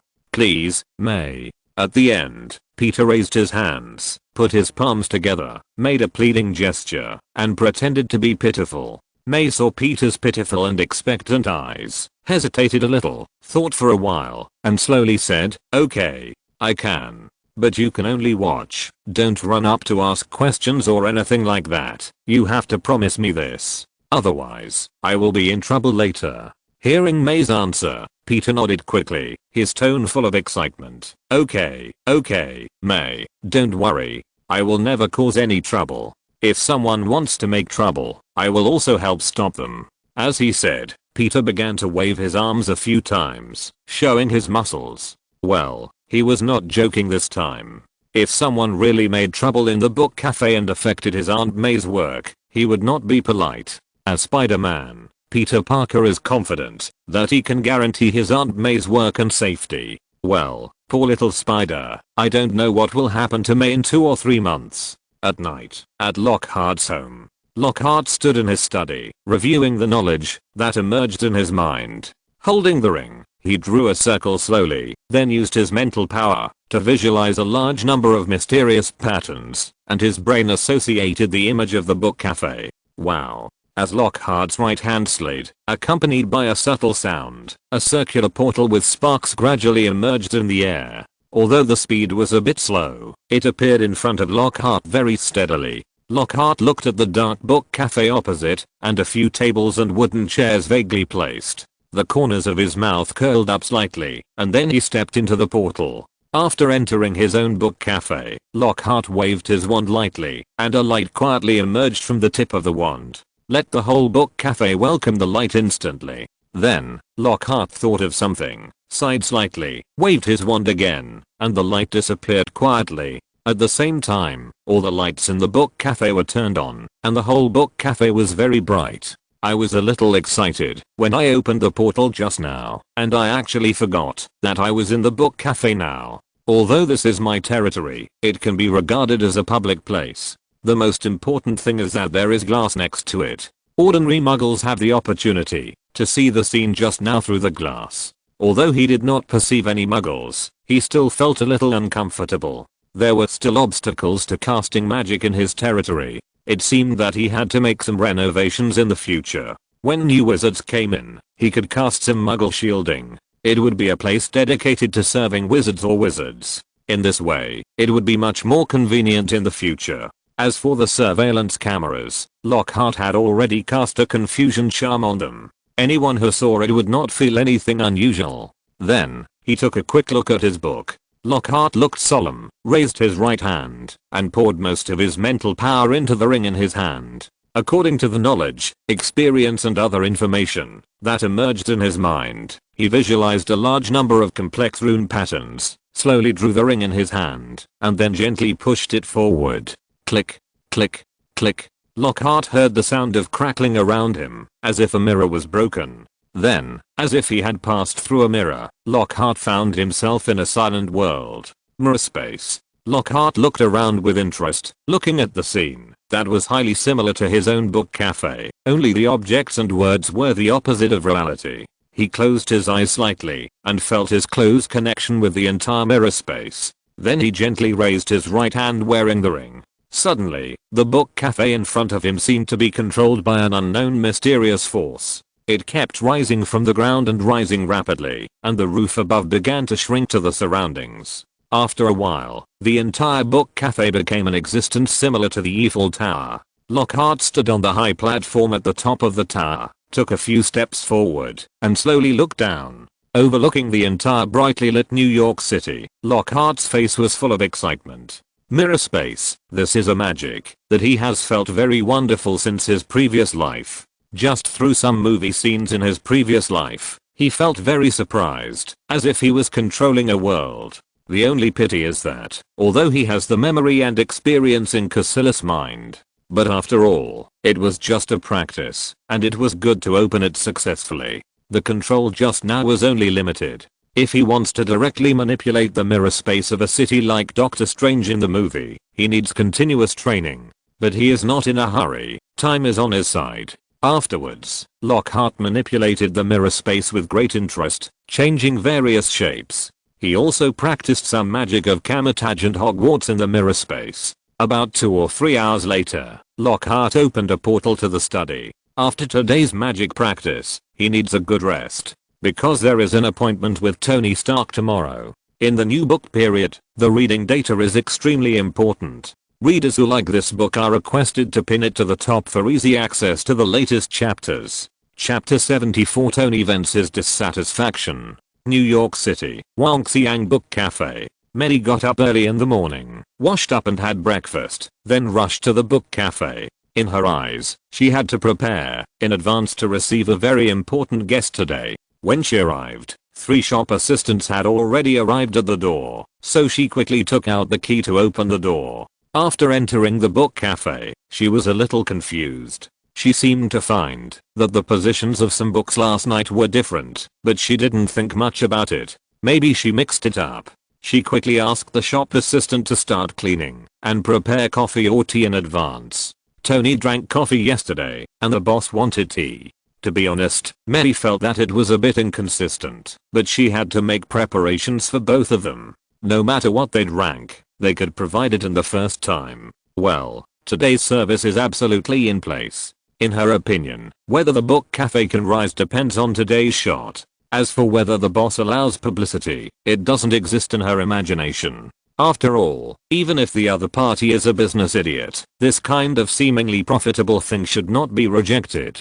Unless you are crazy, why not take the money you picked up for free? Soon, the whole store was cleaned and opened for business. After a while, her nephew Peter Parker quietly entered the book cafe. However, the two pretended not to know each other. They had discussed it in advance to avoid unnecessary trouble. So Peter ordered a cup of coffee for himself and then quietly found a place with a good view and read quietly. However, given Mei's familiarity with her nephew, she could still see excitement and expectation in his eyes. What Mei didn't notice was that Alice, who was in charge of reception next to her, had a strange look on her face. She seemed to have seen the picture that a store manager Mei showed them when she showed off her nephew. It seemed to be exactly the same as the young man sitting by the window reading a book. TSK. It seems that the store manager also has some little ideas. But this Peter looks pretty handsome. Alice's thoughts flashed through her mind, but her face quickly returned to normal. As time passed by, it was almost 8:30. At this time, Mei saw the figure of her boss Lockhart from outside and hurriedly trotted outside to greet him. At the same time, Peter Parker also looked at his Aunt May's boss, the business idiot Lockhart, with some curiosity. Lockhart entered the Universal Book Cafe and saw that there were only a few people in the cafe. He nodded with satisfaction. He liked quietness. The main purpose of opening a book cafe was to avoid some unnecessary troubles. In addition, it was to make money. To be precise, it was not to earn rice dollars, but to earn magic resources. Therefore, what Mei was doing was meaningless to him. However, Lockhart's eyes condensed. In his perception, sitting by the window, a slightly handsome white young man had a strong breath of life in his body. He couldn't help but look at him a few times. The more he looked, the more familiar he felt. He looked at Mei across from him. A funny expression appeared on Lockhart's face. Well, he knew who it was, Mei's nephew, Spider-Man Peter Parker. Thinking about it, Lockhart smiled and nodded to Mei and said directly, "Mei, still in the study room 101. When Tony Stark comes, just bring him in. At the same time, remember to make a pot of tea." Hearing the instructions of her boss, Mei nodded quickly to show that she understood. Then, Lockhart went directly into the study room 101. As time passed slowly, it was almost 9 o'clock. Suddenly, boom. May suddenly heard a sound outside, looked up, and a surprised expression appeared on her face. She suddenly found that the person opposite her was Tony Stark wearing an iron armor. May hurriedly ran out, stood opposite the iron armor, looked at Tony Stark who had just appeared, and waved and said, "Mr. Stark, the boss is waiting for you in the study room 101. Hearing what May said, Tony Stark squinted his eyes and seemed to see Lockhart sitting in the study room through the book cafe. Then, as if thinking about something, he muttered to himself, "Study room 101. Wait for me." Then, in front of May's somewhat surprised eyes, he directly entered the book cafe wearing the armor. Then he waved to the guests inside, causing a burst of exclamations from the people in the book cafe. Several hot beauties ran up directly, took pictures, and asked for autographs. At the same time, pedestrians outside also entered the book cafe, joined the crowd and took photos. Under May's gaze, Peter seemed to be a little eager to move, as if he wanted to go up. At this moment, Tony was very easygoing, and agreed to the requests of his fans around him. Those who wanted to sign signed, and from time to time he gestured with his hands in various ways, and took photos with those beauties. For a moment, it seemed as if the book cafe was his territory. May, who was next to him, saw this scene and her face was full of joy. She quickly told the clerk next to her to join the photo taking. With Tony's cooperation, she wanted to take this opportunity to promote the book cafe. Even if the boss knew, he would definitely give her a thumbs up and praise her for being awesome. Well, it was that May seemed to have forgotten one thing. It was already past 9 o'clock, beyond the appointment time, and her boss was still waiting quietly in the study. And Tony Stark seemed to be obsessed with taking photos and signing autographs, as if he had completely forgotten that he had an appointment. At this moment, Lockhart also sensed the scene outside through his mental power, and he was a little speechless. How could he not understand Tony's action? Wasn't it just to vent his dissatisfaction after being rejected yesterday? Although he understood the meaning behind his action, Lockhart was not going to indulge him. So muggle shielding, memory blur, psychological suggestion. Lockhart gently waved his wand, and 3 spells came down. From the tip of the wand, a transparent ripple spread out in all directions, and soon, it enveloped the entire Venetian book cafe. Suddenly, the pedestrians outside the book cafe seemed to be affected, and a trace of confusion flashed in their eyes. They did not look at the Iron Man in the book cafe, and continued to walk forward. The crowd surrounding Tony in the book cafe seemed to be controlled, and slowly walked out of the book cafe. At the same time, a silver-white light entered their minds. The memory of taking pictures with Iron Man in the memory began to blur. I only remember that I seemed to have met Iron Man once, and took some photos with him. Once I wanted to recall, I found that the memory scene began to blur, looming and very hazy. At the same time, a thought rose in everyone's mind. This opportunity to take a photo with Iron Man is so rare. This is my secret.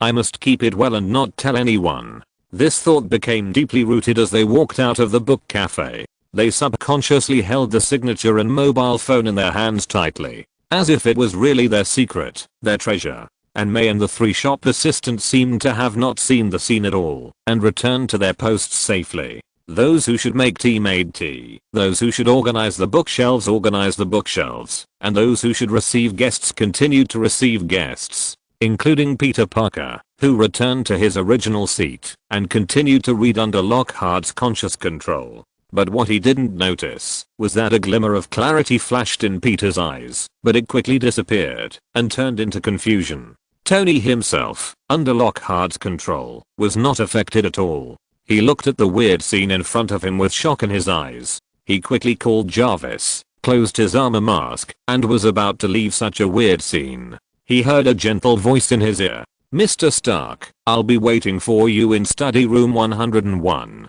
P.S. I didn't expect to reach 500 monthly votes by the end of the month. Xingchen thanks all the readers for their support. Regarding the system conspiracy theory that everyone has been discussing these 2 days, I have refined the relevant content of chapter 66 and chapter 68. If you are interested, you can reopen and read it. In order to facilitate the discussion of the plot development of this book later, I have created a group. You can click on the work details page or the author's words to quickly join. In the future, you can give timely feedback on some key or poisonous plots, and I can also make timely modifications. Chapter 75 Lockhart's Study of Spells. Lockhart sensed the effects of his 3 spells, and nodded with satisfaction. When he was in the Harry Potter world, he had been studying magic related to memory. After all, the original body was very good at memory or consciousness, and retained a lot of research memories in his mind. He naturally couldn't give up. At the beginning, he optimized the Muggle shielding spell, and the optimized spell allowed Lockhart to shield or accept certain Muggles. Later, Lockhart combined Kamar-Taj and some psychological knowledge from his previous life. He dug deep into memory and thought about how to affect people's memory, consciousness, thinking, and even cognition. The last 2 spells were his small achievements. Now it seems that the effect is remarkable. However, after casting this kind of spell, the only side effect is that there will be a feeling of pleasure in the heart. To be precise, the pleasure of wantonly playing with people's minds. Although this has little effect on Lockhart, he will try to avoid frequent use, to avoid directly affecting his psychology. In his guess, it is possible that the original body's previous bad personality was caused by the side effects of frequently casting memory spells. If he restrained himself, the ending would not be so tragic. However, from now on, the troubles caused by Tony have basically been solved, and there will be no future troubles. Under his psychological suggestion, everyone will choose to keep it secret. Even if they are facing the closest people, they will choose to hide it, and they will not notice it. Because this idea has been deeply embedded in their subconscious, they will find countless reasons to refute their behavior. Then, through magic transmission, Tony was called over. Soon, Tony Stark took out the iron armor and turned it into a suitcase. Carrying the suitcase, he walked towards the study room 101. Click. As soon as Tony walked into the door of the study, the wooden door of the study quietly opened. Seeing Lockhart sitting calmly inside, a trace of fear flashed in his eyes. He didn't forget the weird scene just now. If it weren't for the potion provided by the other party to help him, I'm afraid he would have taken action directly. Despite this, Lockhart's method of playing with people's consciousness has been deeply remembered in Tony's heart. Well, it's time to start researching anti-Lockhart armor. Lockhart watched Tony Stark put the briefcase aside and sat on the chair opposite him.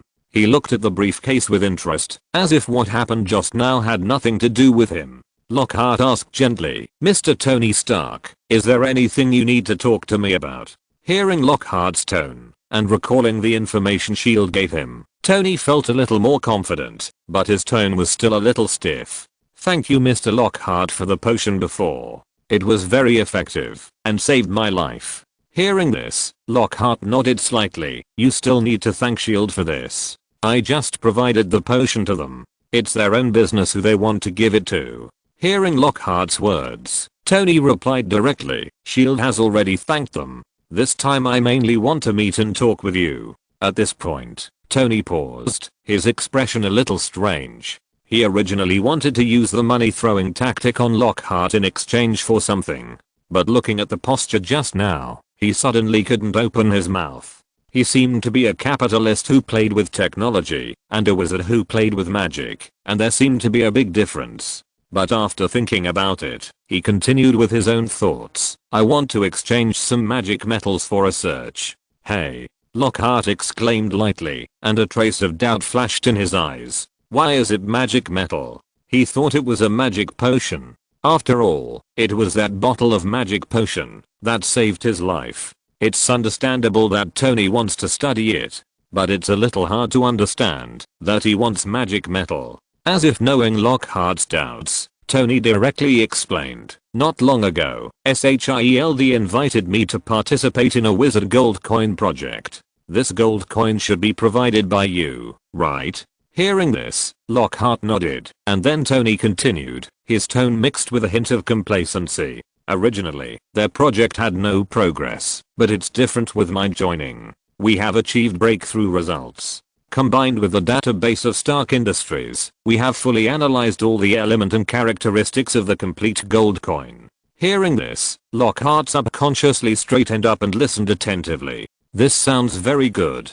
Looking at Lockhart's condition, Tony had a smile on his face. He came to see Lockhart, the wizard professor, this time. If he didn't have some goods in hand, would he dare to come? Then Tony continued, I found that most of them have some element similar to gold, and some element are similar to precious strategic resources such as rare earth, antimony, tungsten, and tin. But there are still some unknown metal element, and we don't have relevant data. We guess that this may be the magic metal used by you wizards. If we can obtain a large amount of magic metal, we can fully test their elemental composition. We will be able to try to artificially synthesize a wizard gold coin. Hearing this, Lockhart nodded subconsciously, feeling that there was nothing wrong with what Tony said just now. Suddenly, for the black technology of the Marvel world, he also had some feelings for Tony Stark, who was worthy of being a well-known technological genius in the Marvel world. He didn't actually have much confidence in artificial synthesis, but he didn't expect that once Tony joined, he would start preparing directly. TSK, he is indeed a genius. As his thoughts turned, Lockhart had no expression, but his eyes revealed a strong interest, which was still noticed by Tony. Tony was immediately delighted. There was nothing wrong with what he said just now, but he didn't explain one thing. That is, he detected a large number of unknown element in the wizard gold coins provided by S.H.I.E.L.D. According to his detection, the characteristics contained in some of these elements are terrifying. If used in his steel armor, the combat power may be increased by more than double. This is an important reason why he came to Lockhart. If these metals can be obtained in large quantities, it will be too good to be true. And this involves magic. At that time, it is very likely that a battle armor that can resist magic can be developed. Well, let this wizard professor see what science is the body and magic is the use. What is the combination of science and magic? Lockhart naturally didn't know what Tony was thinking, and even if he knew, he would disdain it. Science will progress, will magic regress? Haha. Lockhart didn't have much hope for S.H.I.E.L.D., and most of his hopes were still placed on Kamar-Taj. Unexpectedly, after Tony joined, he gave him such a surprise. All of a sudden, Lockhart directly stretched out his hand and waved, and more than 10 pieces of magic metal fragments flew out from his space bag, and were placed on the table in front of him.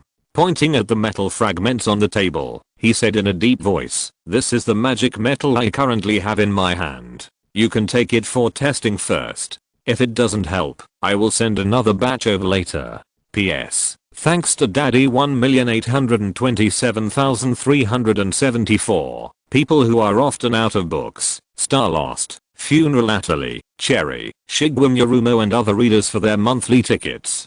Too many monthly tickets. Thank you for the support of all the readers, and a separate chapter will be listed later to thank you. Thank you Jinsang, Zuayuding Siang, Zuo Northeast Fly for the rewards, and thank you Saku Kwanshu, SHSH 2006, Yu Bailing, I'm a Poor Man, Tang Yifeng and other readers for their recommendation tickets. In the new book period, the follow-up reading data is extremely important. Readers who like this book are requested to pin it to the top for easy access to the latest chapters. End of this chapter. Thank you very much for reaching the end. Don't forget to like. Looking for more exclusive content and immediate access? Subscribe to our Patreon. Remember, every like, subscription, or donation encourages us to continue. Thanks to everyone. See you in the next video.